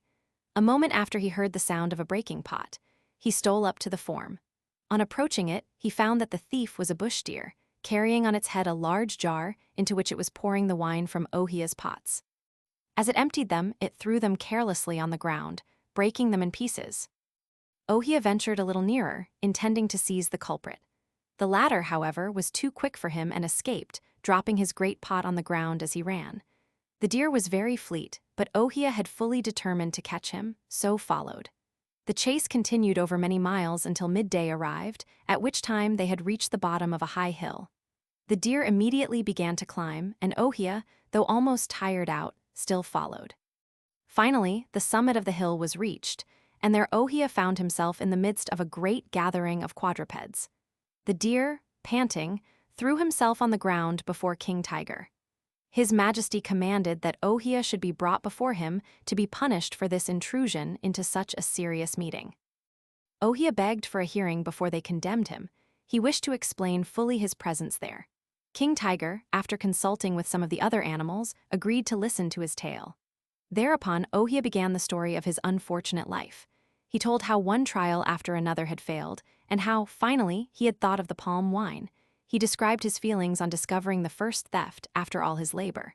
He related his second, third, and fourth attempts, with the result of each. He then went on to tell of his chase after the thief, and thus explained his presence at their conference. The quadrupeds listened very attentively to the recital of Ohia's troubles. At the conclusion, they unanimously agreed that the deer was the culprit and the man blameless. The former was accordingly sentenced to punishment, while the latter received an apology in the name of the entire conference. King Tiger, it appeared, had each morning given Deer a large sum of money wherewith to purchase palm wine for the whole assembly. The deer had stolen the wine and kept the money. To make up to Ohia for his losses, King Tiger offered him, as a gift, the power of understanding the conversation of all animals.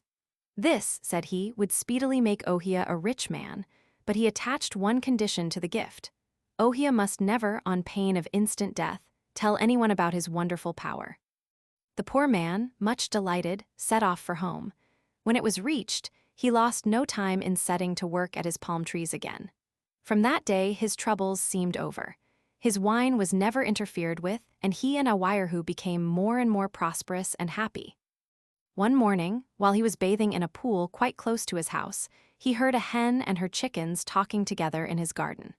He listened, and distinctly heard a chicken tell Mother Hen about 3 jars of gold buried in Ohia's garden. The hen bade the chicken be careful, lest her master should see her scraping near the gold, and so discover it. Ohia pretended to take no notice of what they were saying, and went away. Presently, when Mother Hen and her brood had gone, he came back and commenced digging in that part of the garden. To his great joy, he soon found 3 large jars of gold. They contained enough money to keep him in comfort all his life. He was careful, however, not to mention his treasure to anyone but his wife. He hid it safely inside his house. Soon he and Awairuhu had become one of the richest couples in the neighborhood and owned quite a large amount of property. Ohia thought he could afford now to keep a second wife, so he married again. Unfortunately, the new wife did not at all resemble Awairuhu. The latter had always been a good, kind, honest woman. The new wife was of a very jealous and selfish disposition. In addition to this, she was lame and continually imagined that people were making fun of her defect. She took the idea into her head that Ohia and Awairuhu, when together, were in the habit of laughing at her. Nothing was further from their thoughts, but she refused to believe so. Whenever she saw them together, she would stand and listen outside the door to hear what they were saying. Of course, she never succeeded in hearing anything about herself. At last, one evening, Ohia and Awairuhu had gone to bed. The latter was fast asleep when Ohia heard a conversation which amused him very much.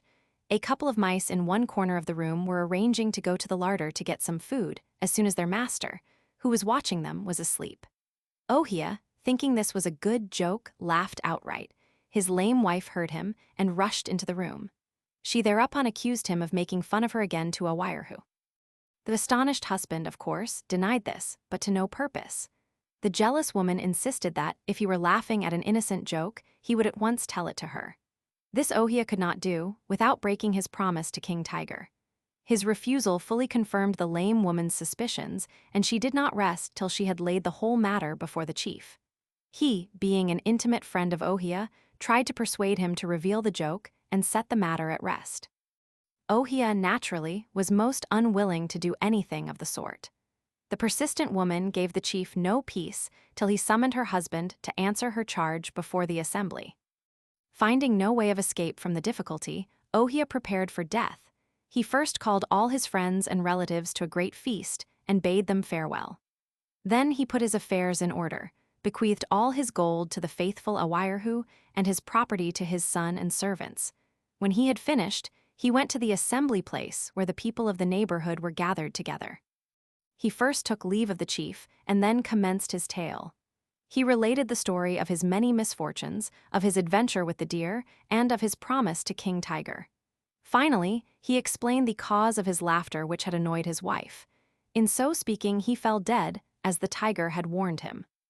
He was buried amid great mourning, for everyone had liked and respected him. The jealous woman who had caused her husband's death was seized and burnt as a witch. Her ashes were then scattered to the four winds of heaven, and it is owing to this unfortunate fact that jealousy and selfishness are so widespread through the world, where before they scarcely existed. Roman 20, How the Tortoise Got Its Shell. A few hundred years ago, the chief Mori god determined to have a splendid yam festival. He therefore sent his messengers to invite all his chiefs and people to the gathering, which was to take place on Fida, Friday. On the morning of that day, he sent some of his servants to the neighboring towns and villages to buy goats, sheep, and cows for the great feast. Mr. Clo, the tortoise, who was a tall and handsome fellow, was sent to buy palm wine. He was directed to the palm fields of Cleverness, the chicken. At that time, Clo was a very powerful traveler and speedily reached his destination, although it was many miles distant from Mori's palace. When he arrived, Cleverness was taking his breakfast. When they had exchanged polite salutations, Cleverness asked the reason of Clo's visit. He replied, "I was sent by His Majesty Mori, the ruler of the world, to buy him palm wine." "Whether he's ruler of the world or not," answered Cleverness, "no one can buy my wine with money. If you want it, you must fight for it. If you win, you can have it all and the palm trees too." This answer delighted Clo, as he was a very strong fighter. Cleverness was the same, so that the fighting continued for several hours before Clo was able to overcome Cleverness. He was at last successful, however, and securely bound Cleverness before he left him. Then, taking his great pot, he filled it with wine. Finding that there was more wine than the pot would hold, Clo foolishly drank all the rest. He then piled the palm trees on his back and set out for the palace with the pot of wine. The amount which he had drunk, however, made him feel so sleepy and tired that he could not walk fast with his load. Added to this, a terrible rain began to fall, which made the ground very slippery and still more difficult to travel over. By the time Clo succeeded in reaching his master's palace, the gates were shut and locked. Mori, finding it so late, had concluded that everyone was inside. There were many people packed into the great hall, and all were singing and dancing. The noise of the concert was so great that no one heard Clo's knocking at the gate, and there he had to stay with his great load of wine and palm trees. The rain continued for nearly 2 months and was so terrible that the people all remained in the palace till it had finished. By that time, Clo had died under the weight of his load, which he had been unable to get off his back. There he lay, before the gate, with the pile of palm trees on top of him. When the rain ceased and the gates were opened, the people were amazed to see this great mound in front of the gate, where before there had been nothing. They fetched spades and began to shovel it away. When they came to the bottom of the pile, there lay Clo. His earthenware pot and the dust had caked together and formed quite a hard cover on his back. He was taken into the palace, and by the use of many wonderful medicines, he was restored to life. But since that date, he has never been able to stand upright. He has been a creeping creature with a great shell on his back. Roman 21, The Hunter and the Tortoise. A village hunter had one day gone farther afield than usual. Coming to a part of the forest with which he was unacquainted, he was astonished to hear a voice singing. He listened. This was the song. "It is man who forces himself on things, not things which force themselves on him." The singing was accompanied by sweet music, which entirely charmed the hunter's heart. When the little song was finished, the hunter peeped through the branches to see who the singer could be. Imagine his amazement when he found it was none other than a tortoise, with a tiny harp slung in front of her. Never had he seen such a marvelous thing. Time after time, he returned to the same place in order to listen to this wonderful creature. At last, he persuaded her to let him carry her back to his hut, that he might enjoy her singing daily in comfort. This she permitted, only on the understanding that she sang to him alone. The hunter did not rest long content with this arrangement, however. Soon he began to wish that he could show off this wonderful tortoise to all the world, and thereby thought he would gain great honor. He told the secret, first to one, then to another, until finally it reached the ears of the chief himself. The hunter was commanded to come and tell his tale before the assembly. When, however, he described the tortoise who sang and played on the harp, the people shouted in scorn. They refused to believe him. At last he said, "If I do not speak truth, I give you leave to kill me. Tomorrow I will bring the tortoise to this place, and you may all hear her. If she cannot do as I say, I am willing to die." "Good," replied the people, "and if the tortoise can do as you say, we give you leave to punish us in any way you choose." The matter being then settled, the hunter returned home, well pleased with the prospect. As soon as the morrow dawned, he carried tortoise and harp down to the assembly place, where a table had been placed ready for her. Everyone gathered round to listen, but no song came. The people were very patient and quite willing to give both tortoise and hunter a chance. Hours went by, and to the hunter's dismay and shame, the tortoise remained mute. He tried every means in his power to coax her to sing, but in vain. The people at first whispered, then spoke outright, in scorn of the boaster and his claims. Night came on and brought with it the hunter's doom. As the last ray of the setting sun faded, he was beheaded. The instant this had happened, the tortoise spoke. The people looked at one another in troubled wonder. "Our brother spoke truth, then, and we have killed him." The tortoise, however, went on to explain. "He brought his punishment on himself. I led a happy life in the forest, singing my little song. He was not content to come and listen to me. He had to tell my secret, which did not at all concern him, to all the world. Had he not tried to make a show of me, this would never have happened. It is man who forces himself on things, not things which force themselves on him."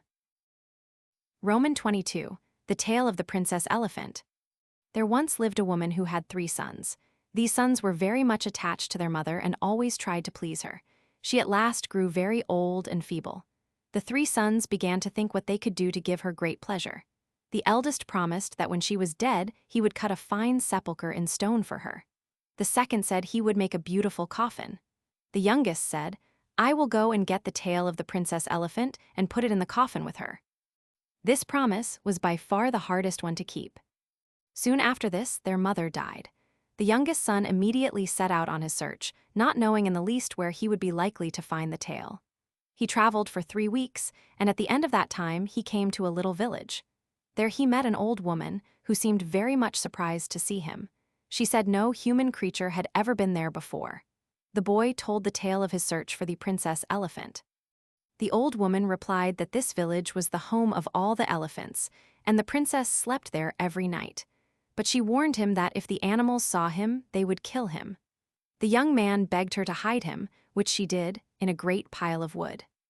She also told him that when the elephants were all asleep, he must get up and go to the eastern corner.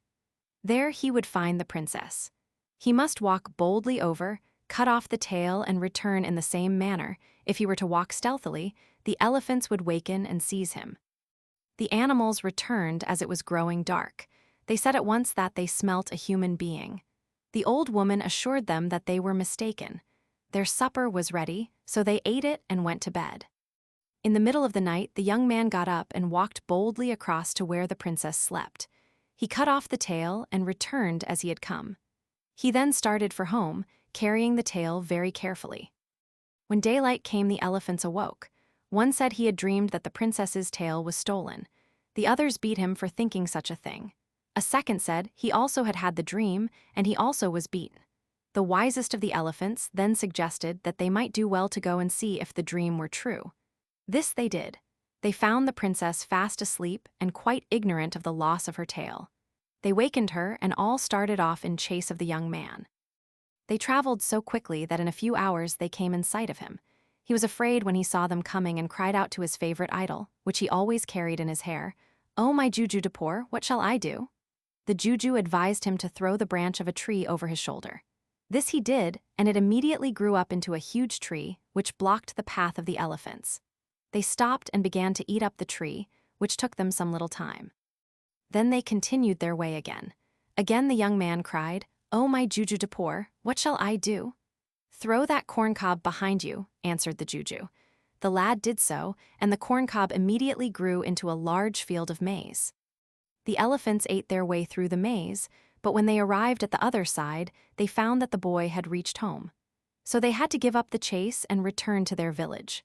The princess, however, refused to do so, saying, "I will return when I have punished this impudent fellow." She thereupon changed herself into a very beautiful maiden, and taking a calabash symbol in her hand approached the village. All the people came out to admire this lovely girl. She had it proclaimed through the village that whoever succeeded in shooting an arrow at the symbol should have her for a bride. The young men all tried and failed. An old man standing by said, "If only XVIII, the cutter of the princess elephant's tail, were here, he could hit the symbol." "Then XVIII is the man I will marry," replied the maiden, "whether he hit the symbol or not." XVIII was quickly fetched from the field where he was plowing and told of his good luck. He, however, was not at all delighted to hear of it, as he suspected the maiden of some trick. However, he came and shot an arrow which struck the center of the symbol. The damsel and he were accordingly married.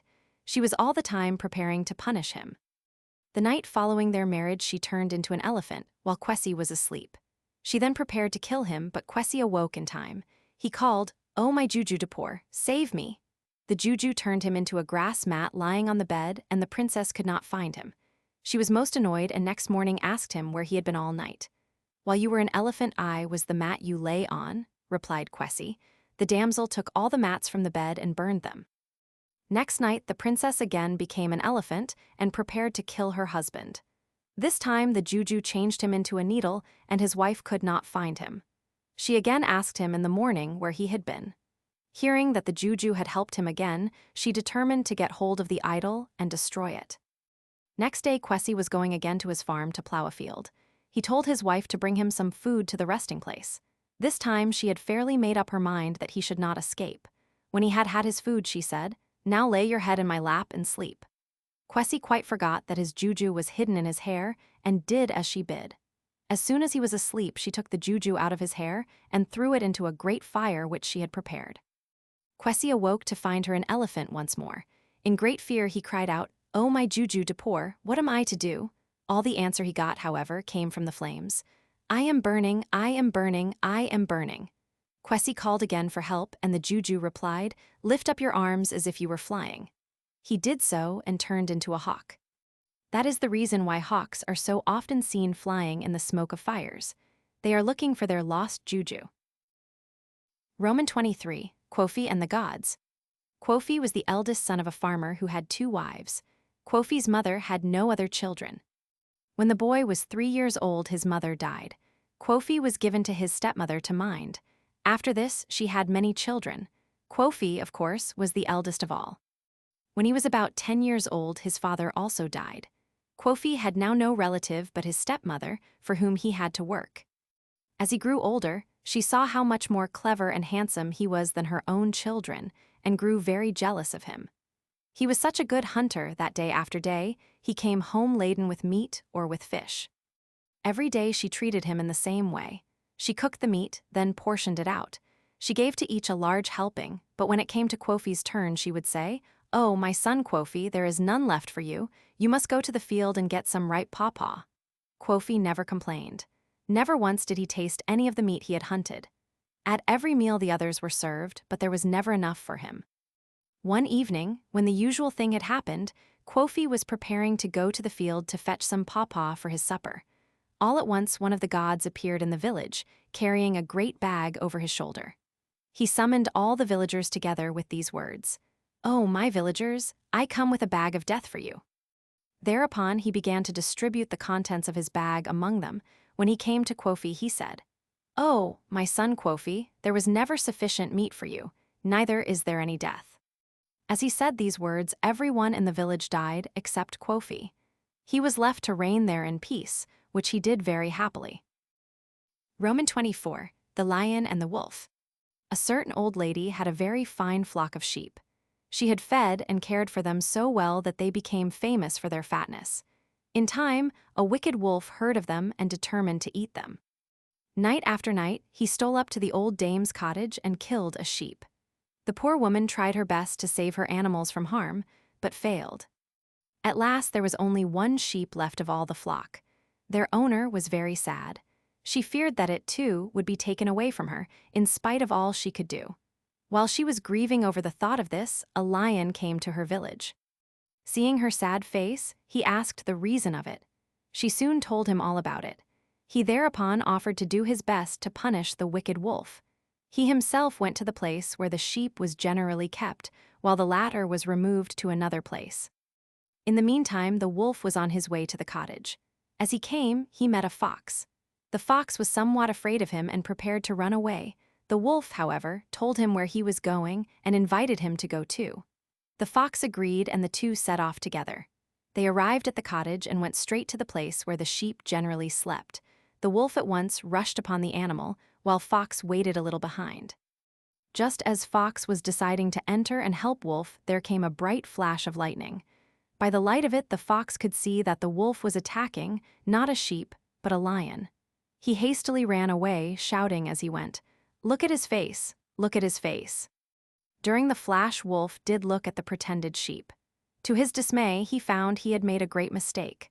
At once he began to make humble apologies, but all in vain. Lion refused to listen to any of his explanations and speedily put him to death.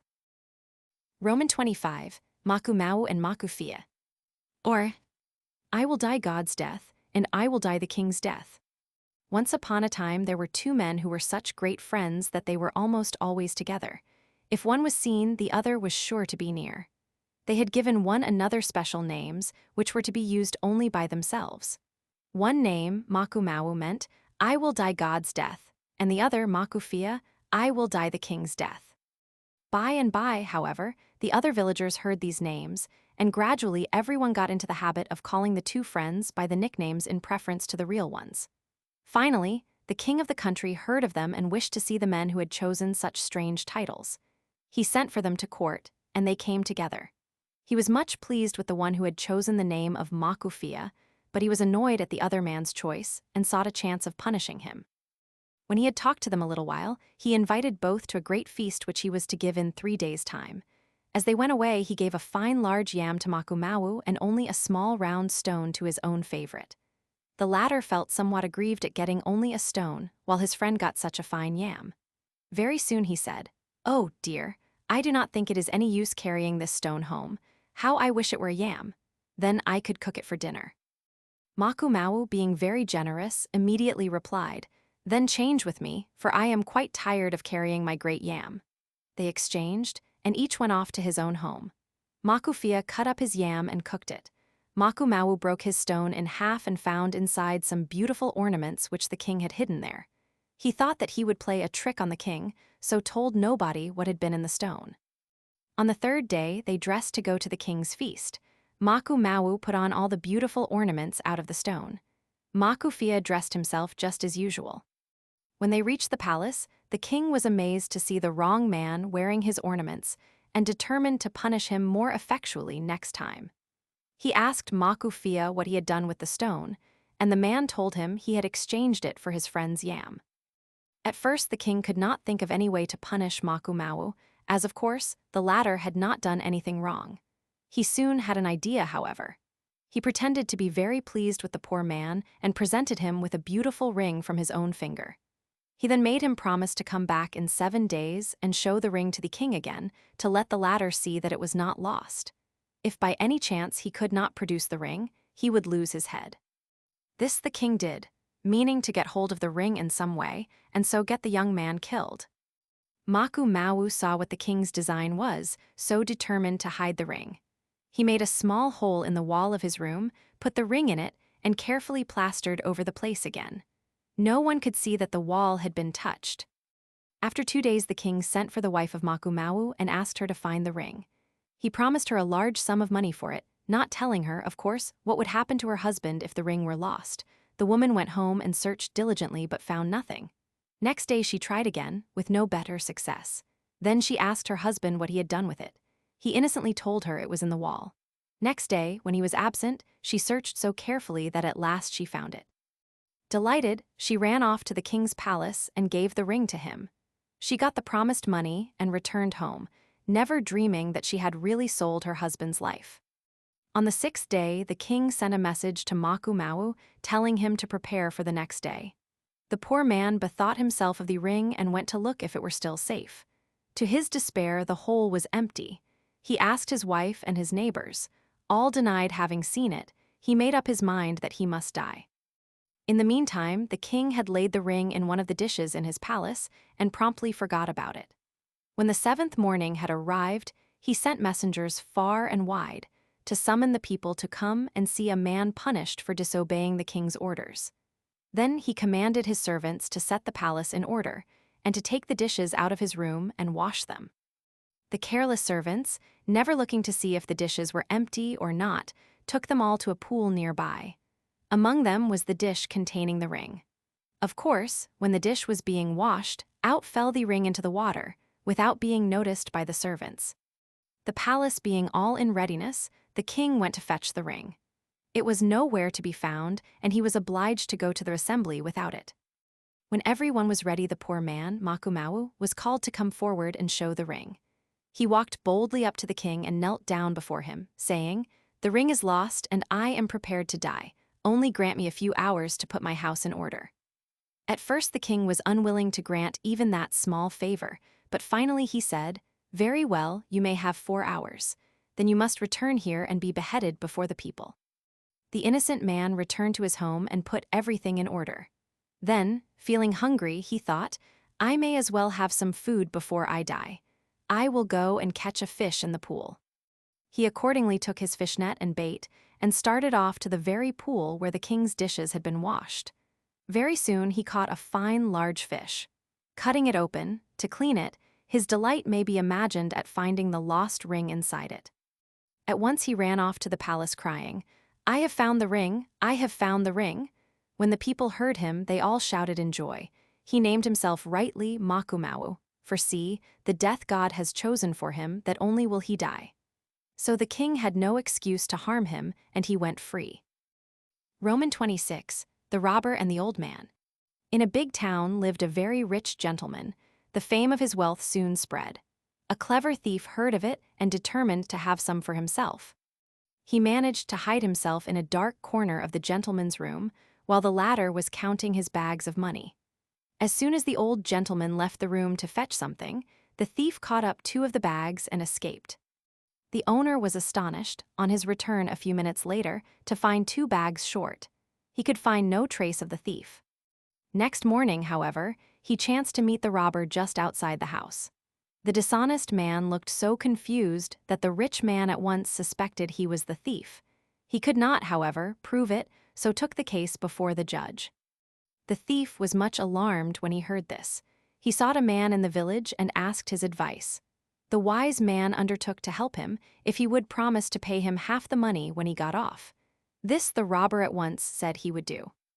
The old man then advised him to go home and dress in rags. He must ruffle his hair and beard and behave as if he were mad. If anyone asked a question, he must answer "moo." The thief did so. To every question asked by the judge he said, "Moo, moo."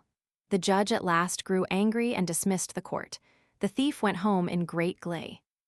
Next day, the wise man came to him for his half of the stolen money, but he could get no answer but "moo" from the thief, and at last, in despair, he had to go home without a penny. The ungrateful robber kept everything for himself. The wise man regretted very much that he had saved the thief from his just punishment, but it was now too late. Roman 27, The Leopard and the Ram. A ram once decided to make a clearing in the woods and build himself a house. A leopard who lived near also made up his mind to do the very same thing. Unknown to each other, they both chose the same site. Ram came one day and worked at the clearing. Leopard arrived after Ram had gone and was much surprised to find some of his work already done. However, he continued what Ram had begun. Each was daily surprised at the progress made in his absence, but concluded that the fairies had been helping him. He gave them thanks and continued with his task. Thus the matter went on, the two working alternately at the building and never seeing one another. At last the house was finished to the satisfaction of both. The two prepared to take up their abode in the new home. To their great astonishment, they met. Each told his tale, and after some friendly discussion, they decided to live together. Both Leopard and Ram had sons. These two young animals played together while their parents hunted. The leopard was very much surprised to find that every evening his friend Ram brought home just as much meat or venison from the hunt as he himself did. He did not dare, however, to ask the other how he obtained it. One day, before setting out to hunt, Leopard requested his son to find out, if possible, from young Ram how his father managed to kill the animals. Accordingly, while they were at play, little Leopard inquired how Father Ram, having neither claws nor sharp teeth, succeeded in catching and killing the beasts. Ram refused to tell unless young Leopard would promise to show his father's way also. The latter agreed. Accordingly, they took 2 large pieces of plant and stem and set out into the woods. Young Leopard then took one piece and placed it in position. Then, going first to the right, then to the left, bowing and standing on his hind legs and peeping at the stem just as his father did, he took aim, sprang toward the stem and tore it. Young Ram then took the other piece and placed it in position. Wasting no time, he went backward a little way, took aim, then ran swiftly forward, pushing his head against the stem and tearing it to pieces. When they had finished, they swept the place clean and went home. In the evening, the leopard obtained all the information about the hunt from his son. The latter warned him that he must always be careful when he saw the ram go backward. He kept this in mind, and from that day watched the ram very closely. Some time afterward it rained, making the floor of the house very slippery. The leopard called the ram, as usual, to dine with him. As he was coming, the ram slipped backward on the wet floor. The leopard, seeing this, thought the other was about to kill him.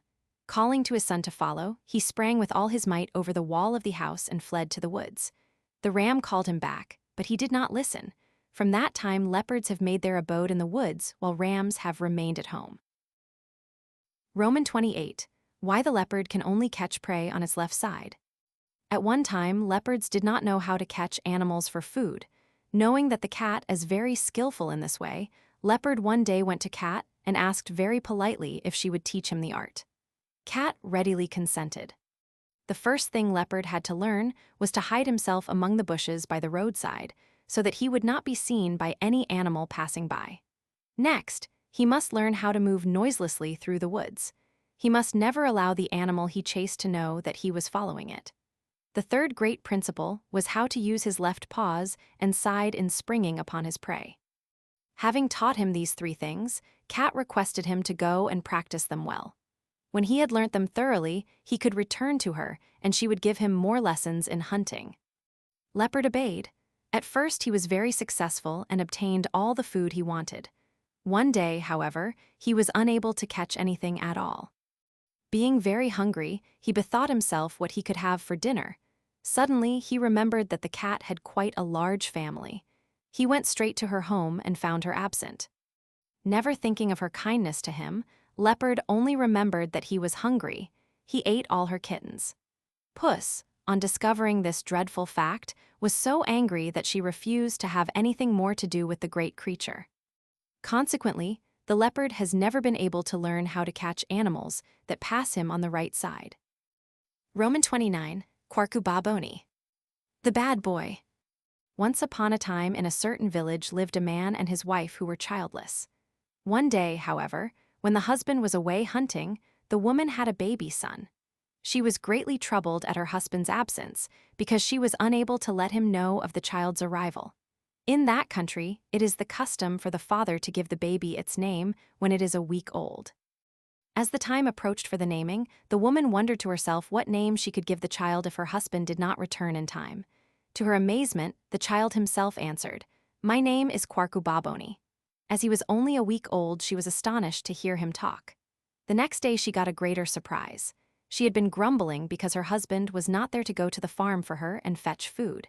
The baby announced, "I will go to the farm," which he did. When he was a few weeks old, she was one day very busy. She laid him down on the bed while she went on with her task. In a few minutes, several boys came up to her in great anger. "Your son has been beating us and ill-treating us in the street," said they. "My son," she cried. "Why, my son is only a tiny baby. He is lying asleep on my bed." To convince them, she went indoors to show them the baby. Imagine her surprise when he was nowhere to be seen. She had to apologize to the boys and beg them to forgive the child. Shortly after, he came in and put himself to bed. He continued these mischievous tricks till his mother could no longer endure them. So she turned him out of the house and forbade him to return. He departed in great glee. After walking a few miles, he came to a building where a goat, wolf, tiger, lion, and elephant lived very happily together. These animals were all sitting round their fire when he approached. After many polite speeches, he begged their permission to stay and be their servant, as he was motherless. The animals, after a little discussion, agreed to this, thinking that he would be able to help them in many ways. He was given a seat and some food, which he ate with great relish. These 5 animals usually took it in turns to go out to their farm, a few miles away, every morning, to bring home food for the day. It being Goat's turn, he asked Quarku to come with him to carry back the load. The basket was accordingly handed to the little boy, and he set off meekly after the goat. When they reached the farm, Quarku set down the basket and ran off to play. He paid no heed at all to the goat's calls for assistance, but went on quietly playing. At last the goat was so annoyed that he came up to Quarku and boxed his ears. To his great astonishment, the boy gave him such a blow that he fell to the ground. Quarku then proceeded to beat him till he cried for mercy. Nor would he stop his blows till the goat had promised to finish the work, carry home the load, and tell no one what had happened.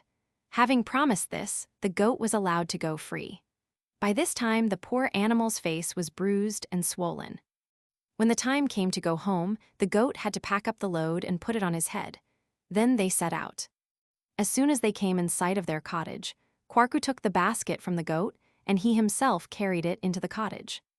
The other animals all exclaimed in wonder when they saw the goat's face, and asked him how it had happened. "I was unfortunate enough to get into a swarm of bees when I was working. They stung me," answered the poor goat. Next day it was the wolf's turn to go to the farm. He also returned, much bruised and swollen. Goat, guessing what had happened, listened with a smile to the excuses made by Wolf to the others. Goat and Wolf afterward talked the matter over and wondered much at the strength of the little boy. Each day another animal took his turn at the farm, and each day he returned in the same condition as his friends had done.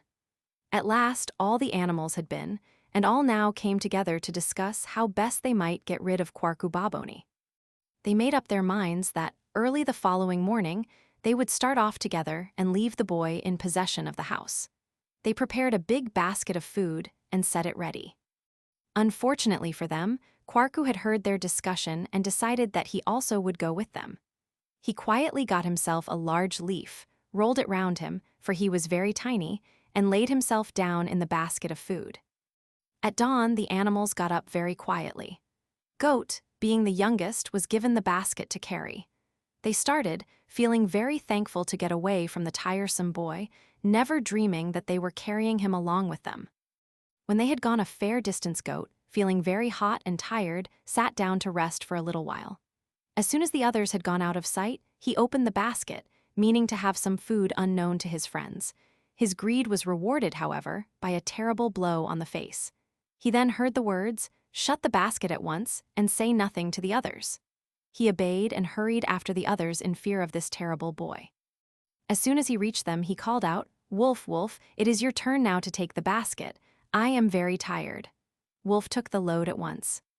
They had not gone far when Wolf began to think of all the nice things in the basket, and he also said he was going to rest a little while in the shade. Having got rid of the others in this way, he hastily opened the basket. He was greeted by Quarku in the same way as Goat had been, and speedily closed the basket and followed the others. In this way, each animal got his turn of carrying the basket, and each was punished for his greed. Finally, Elephant's turn came. When he rejoined the others and asked someone to relieve him of his load, they cried out, "If you do not want to carry it any farther, throw it away." He did so, and they all took to their heels. They ran for several miles and only stopped when they came to a huge tree, in whose shade they sat down to rest, being quite breathless. Quarku, however, had got there before them. He had quietly stepped out of the basket, taken a short cut across country, and arrived at the tree some time before them. He guessed that they would probably rest there, so he climbed up into the branches. There he remained, hidden among the leaves, while the animals sat on the ground below. There they discussed Quarku and all the trouble he had caused them. They blamed Goat for having been the one to persuade them to take the boy as a servant. Goat, being the youngest of the company, had the domestic work to do, and he had welcomed the idea of help.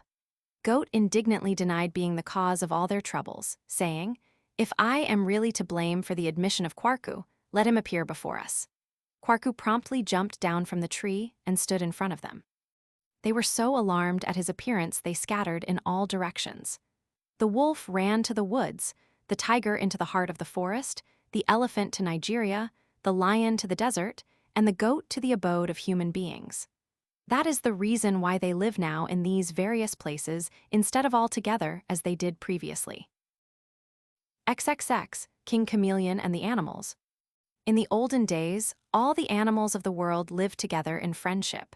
They had no one to rule over them and judge them.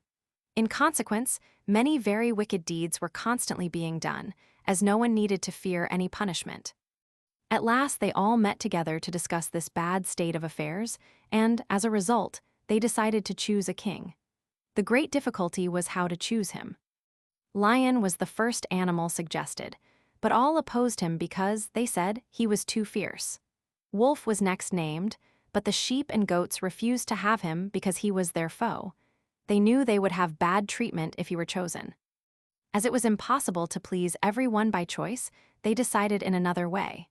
2 miles away was a great stool, placed under a very ancient tree which they believed to be the abode of some of their gods. They would have a great race. The animal which reached and sat down first on the stool should be chosen king. The day of the race arrived. All animals, great and small, prepared to take part in it. The signal being given, they started off. The hare, being a very fine runner, speedily outdistanced the others. He reached the stool quite 500 yards ahead of the next animal. You may judge of his annoyance when, just as he was going to sit down, a voice came from the stool saying, "Take care, Mr. Hare, take care. I was here first." This was the chameleon. He, being able to change his color to suit his surroundings, had seized Mr. Hare's tail just as the race began. Having made his color match the hare's, no one had noticed him. He had held on very tightly, and when the hare turned round to take his seat, Chameleon dropped off and landed on the stool. The hare saw how he had been tricked and was very angry. The other animals, however, arrived before he could harm the chameleon. According to the agreement they had made, they had no choice but to make Chameleon king. But none of the animals were satisfied with the choice. So as soon as the meeting was over, all scattered in every direction and left Chameleon quite alone. He was so ashamed that he went and made his home at the top of a very high tree on a mountain. In the dead of night, you may hear him calling his attendants to come and stay with him, but he is left quite alone. A king without subjects is no king. Roman 31. To lose an elephant for the sake of a wren is a very foolish thing to do. In the olden times, there stood in the king's town a very great tree. This tree was so huge that it began to overshadow the neighboring fields. The king decided to have it cut down. He caused his servants to proclaim throughout the country that anyone who succeeded in cutting down the tree with a wooden axe should have an elephant in payment. People thought it would be impossible to cut down such a great tree with an axe of wood. Spider, however, decided to try by cunning to gain the elephant. He accordingly presented himself before the king and expressed his readiness to get rid of the tree. A servant was sent with him to keep watch and to see that he only used the wooden axe given him. Spider, however, had taken care to have another, made of steel, hidden in his bag. He now began to fell the tree. In a very few minutes he said to the servant, "See, yonder is a fine antelope. If you are quick, you will be able to hit it with a stone. Run." The lad did as he was bid and ran a long way, but could see no sign of the antelope. In his absence, Spider seized the sharp axe and hastened to cut as much of the tree as he could, carefully hiding the axe in his bag before the servant's return. This trick he repeated several times, till finally the tree was cut down. Spider went to the king to get the elephant and took the servant to prove that he had used only the wooden axe. He got his promised reward and started for home in great glee. On the way, however, he began to think over the matter. "Shall I take this animal home?" thought he. "That would be foolish, for then I would be obliged to share it with my family. No, I will hide it in the forest and eat it at my leisure. In that way, I can have the whole of it for myself. Now what can I take home for the children's dinner?" Thereupon he looked around and, a little distance away, saw a tiny wren sitting on a tree. "Exactly what I want," he said to himself. "That will be quite sufficient for them. I will tie my elephant to this tree while I catch the bird." This he did, but when he tried to seize the ladder, it flew off. He chased it for some time without success. "Well, well," said he, "my family will just have to go without dinner. I will now go back and get my elephant." He returned to the spot where he had left the animal, but to his dismay, the ladder had escaped. Spider was obliged to go home empty-handed, and he, as well as his family, went dinnerless that day. Roman 32, the ungrateful man. A hunter who was terribly poor was one day walking through the forest in search of food. Coming to a deep hole, he found there a leopard, a serpent, a rat, and a man. These had all fallen into the trap and were unable to get out again. Seeing the hunter, they begged him to help them out of the hole. At first he did not wish to release any but the man. The leopard, he said, had often stolen his cattle and eaten them. The serpent very frequently bit men and caused their death. The rat did no good to anyone. He saw no use in setting them free. However, these animals pleaded so hard for life that at last he helped them out of the pit. Each, in turn, promised to reward him for his kindness, except the man. He, saying he was very poor, was taken home by the kind-hearted hunter and allowed to stay with him.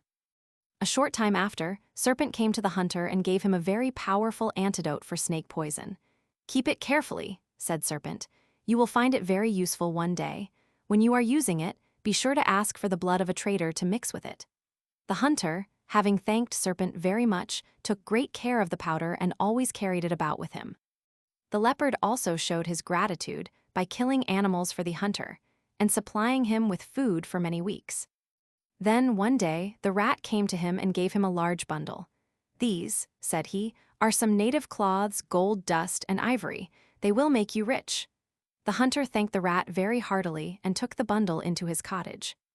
After this, the hunter was able to live in great comfort. He built himself a fine new house and supplied it with everything needful. The man whom he had taken out of the pit still lived with him. This man, however, was of a very envious disposition.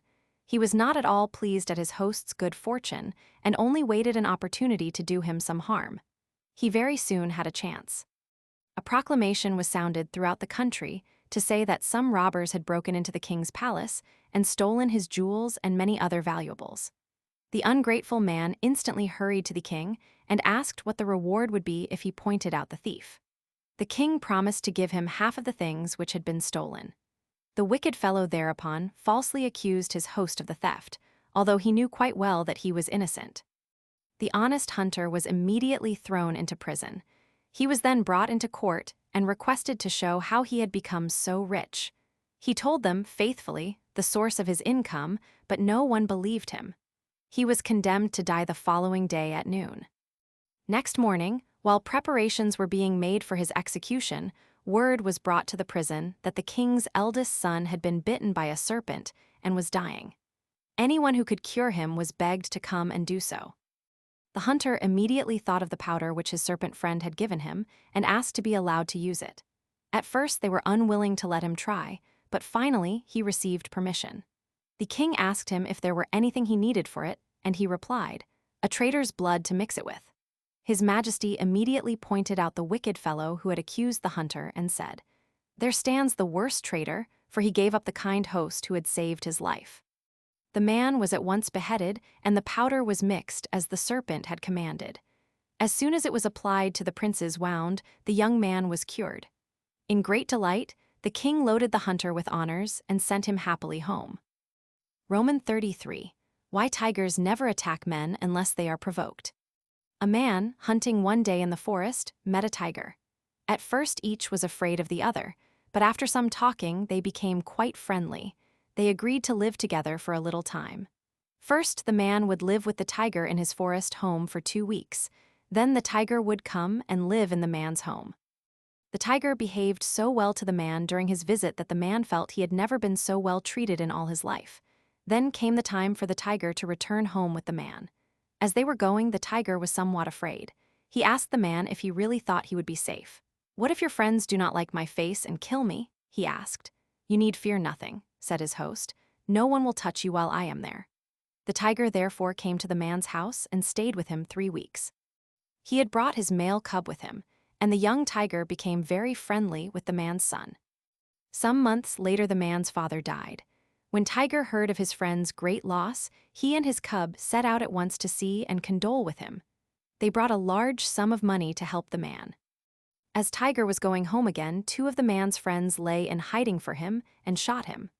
Fortunately, he was not killed, but he was very much grieved lest these men had shot him at his friend's wish. He determined to find out if the man had known anything at all about the shot. Accordingly, he went to the place in the forest where he had first met his friend. There he lay down as if he were dead, after telling his cub to watch and see what would happen. By and by the man came along. When he saw the tiger lying, as he thought, dead, he was terribly troubled. He began to cry and mourn for his friend, and sat there all night long with Tiger's cub, to watch that no harm should befall the body. When morning came and Tiger was quite assured that his friend had had nothing at all to do with the shot, he was very glad. He got up, then, to the man's great astonishment, and explained why he had pretended to be dead. "Go home," said Tiger, "and remember me always. In future, for your sake, I will never touch a man unless he first meddles with me." Roman 34. The Amenhine who liked riddles. The Amenhine is the chief of a village. A certain Amenhine had 3 sons who were very anxious to see the world. They went to their father and asked permission to travel. This permission he readily gave. It was the turn of the eldest to go first.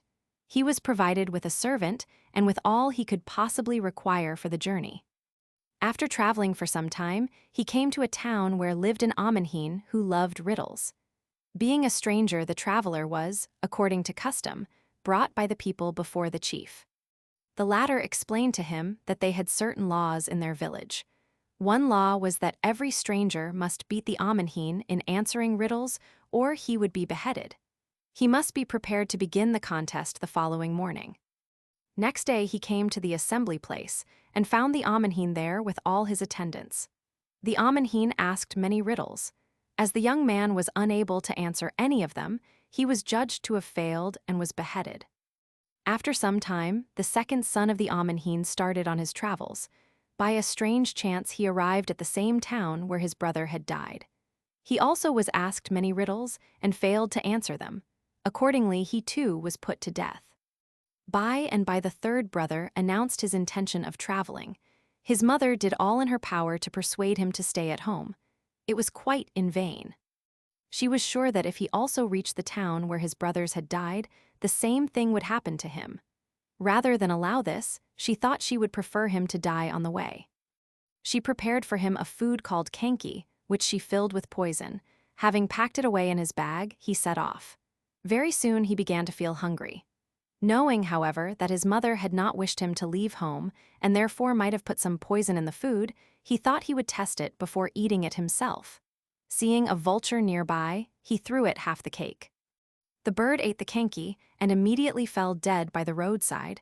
3 panthers came along and began to eat the vulture. They also fell dead. The young man cut off some of the flesh of the panthers and roasted it.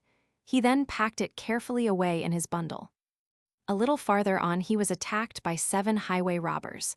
They wanted to kill him at once. He told them that he had some good roast meat in his bundle and invited them to eat with him first. They agreed and divided up the food into 8 parts. While they were eating, the young man carefully hid his portion. Soon all the 7 robbers fell ill and died. The young man then went on his way. At last he reached the town where his brothers had died. Like them, he was summoned to the assembly place to answer the riddles of the Amenhine. For 2 days the contest proved equal. At the end of that time, the young man said, "I have only 1 riddle left. If you are able to answer that, you may put me to death." He then gave this riddle to the Amenhine. Half kills 1, 1 kills 3, 3 kills 7. The ruler failed to answer it that evening, so it was postponed till the next day. During the night, the Amenhine disguised himself and went to the house where the stranger was staying. There, he found the young man asleep in the hall. Imagining that the man before him was the stranger's servant, and never dreaming that it was the stranger himself, he roused the sleeper and promised him a large reward if he would give him the solution to the riddle. The young man replied that he would tell the answer if the Amenhine would bring him the costume, which he always wore at the assembly. The ruler was only too pleased to go and fetch it for him. When the young man had the garments quite safely, he explained the riddle fully to the crafty Amenhine. He said that as they were leaving home, the mother of his master made him kanki. In order to find out if the kanki were good, they gave half to a vulture. The latter died. 3 panthers which tasted the vulture also died. A little of the panthers, roasted flesh killed 7 robbers. The Amenhine was delighted to have found out the answer. He warned the supposed servant not to tell his master what had happened. In the morning, all the villagers assembled together again. The Amenhine proudly gave the answer to the riddle as if he himself had found it out. But the young man asked him to produce his ceremonial dress, which he ought to be wearing in assembly. This, of course, he was unable to do, as the young man had hidden it carefully away. The stranger then told what had happened in the night, and how the ruler had got the answer to the riddle by cheating. The assembly declared that the Amenhine had failed to find out the riddle and must die. Accordingly, he was beheaded, and the young man was appointed Amenhine in his place. Roman 35. How mushrooms first grew. Long, long ago there dwelt in a town 2 brothers whose bad habits brought them much trouble. Day by day they got more deeply in debt. Their creditors gave them no peace, so at last they ran away into the woods. They became highway robbers. But they were not happy. Their minds were troubled by their evil deeds. At last they decided to go home, make a big farm, and pay off their debts gradually. They accordingly set to work, and soon had quite a fine farm prepared for corn. As the soil was good, they hoped the harvest would bring them in much money. Unfortunately, that very day a bushfall came along. Being hungry, it scratched up all the newly planted seeds and ate them. The 2 poor brothers, on arriving at the field next day, were dismayed to find all their work quite wasted. They put down a trap for the thief. That evening the bushfall was caught in it. The 2 brothers, when they came and found the bird, told it that now all their debts would be transferred to it, because it had robbed them of the means of paying the debts themselves. The poor bird, in great trouble at having such a burden thrust upon it, made a nest under a silk cotton tree. There it began to lay eggs, meaning to hatch them and sell the young birds for money to pay off the debt. A terrible hurricane came, however, and a branch of the tree came down. All the eggs were smashed. As a result, the bushfall transferred the debts to the tree, as it had broken the eggs. The silk cotton tree was in dismay at having such a big sum of money to pay off. It immediately set to work to make as much silk cotton as it possibly could, that it might sell it. An elephant, not knowing all that had happened, came along. Seeing the silk cotton, he came to the tree and plucked down all its bearings. By this means the debts were transferred to the poor elephant. The elephant was very sad when he found what he had done. He wandered away into the desert, thinking of a way to make money. He could think of none. As he stood quietly under a tree, a poor hunter crept up. This man thought he was very lucky to find such a fine elephant standing so still. He at once shot him. Just before the animal died, he told the hunter that now the debts would have to be paid by him. The hunter was much grieved when he heard this, as he had no money at all. He walked home wondering what he could do to make enough money to pay the debts. In the darkness, he did not see the stump of a tree which the overseers had cut down in the road. He fell and broke his leg. By this means, the debts were transferred to the tree stump. Not knowing this, a party of white ants came along next morning and began to eat into the tree. When they had broken it nearly to the ground, the tree told them that now the debts were theirs, as they had killed it. The ants, being very wise, held a council together to find out how best they could make money. They decided each to contribute as much as possible. With the proceeds, one of their young men would go to the nearest market and buy pure linen thread. This they would weave and sell, and the profits would go to help pay the debts. This was done. From time to time, all the linen in stock was brought and spread out in the sunshine to keep it in good condition.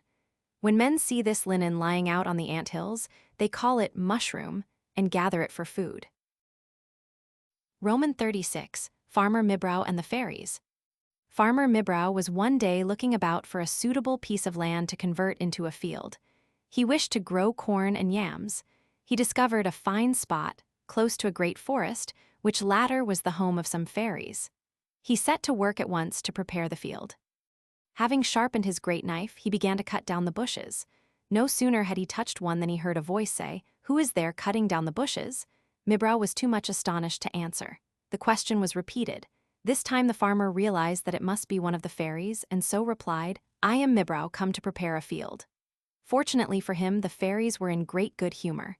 He heard one say, "Let us all help Farmer Mibrow to cut down the bushes." The rest agreed.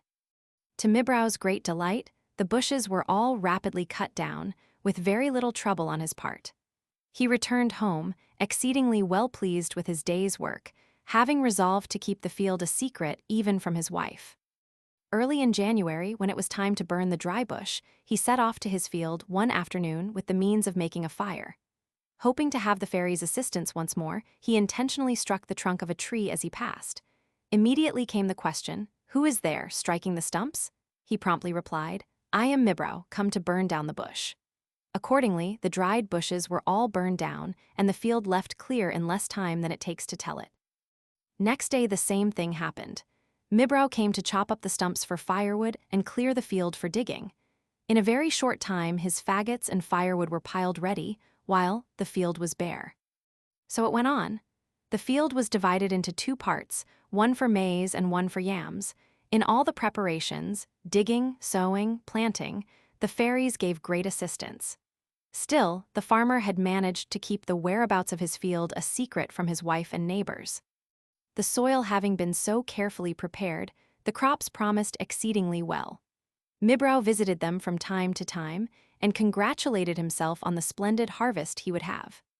One day, while maize and yams were still in their green and milky state, Mibrow's wife came to him. She wished to know where his field lay, that she might go and fetch some of the firewood from it. At first he refused to tell her. Being very persistent, however, she finally succeeded in obtaining the information, but on one condition. She must not answer any question that should be asked her. This she readily promised and set off for the field. When she arrived there, she was utterly amazed at the wealth of the corn and yam. She had never seen such magnificent crops. The maize looked most tempting, being still in the milky state, so she plucked an ear. While doing so, she heard a voice say, "Who is there, breaking the corn?" "Who dares ask me such a question?" she replied angrily, quite forgetting her husband's command. Going to the field of yams, she plucked one of them also. "Who is there, picking the yams?" came the question again. "It is I, Mibrow's wife." "This is my husband's field, and I have a right to pick." Out came the fairies. "Let us all help Mibrow's wife to pluck her corn and yams," said they. Before the frightened woman could say a word, the fairies had all set to work with a will, and the corn and yams lay useless on the ground. Being all green and unripe, the harvest was now utterly spoiled. The farmer's wife wept bitterly, but to no purpose. She returned slowly home, not knowing what to say to her husband about such a terrible catastrophe. She decided to keep silence about the matter. Accordingly, next day the poor man set off gleefully to his field to see how his fine crops were going on. His anger and dismay may be imagined when he saw his field a complete ruin. All his work and foresight had been absolutely ruined through his wife's forgetfulness of her promise. Notes: the cocoa exported in 1891 realized £4. In 1914, £2,193,749. Colonial Report, XIII, 1913.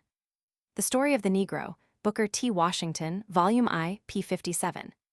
A History of the Gold Coast and Ashanti, W. W. Claridge, Volume I, pp. 4-5.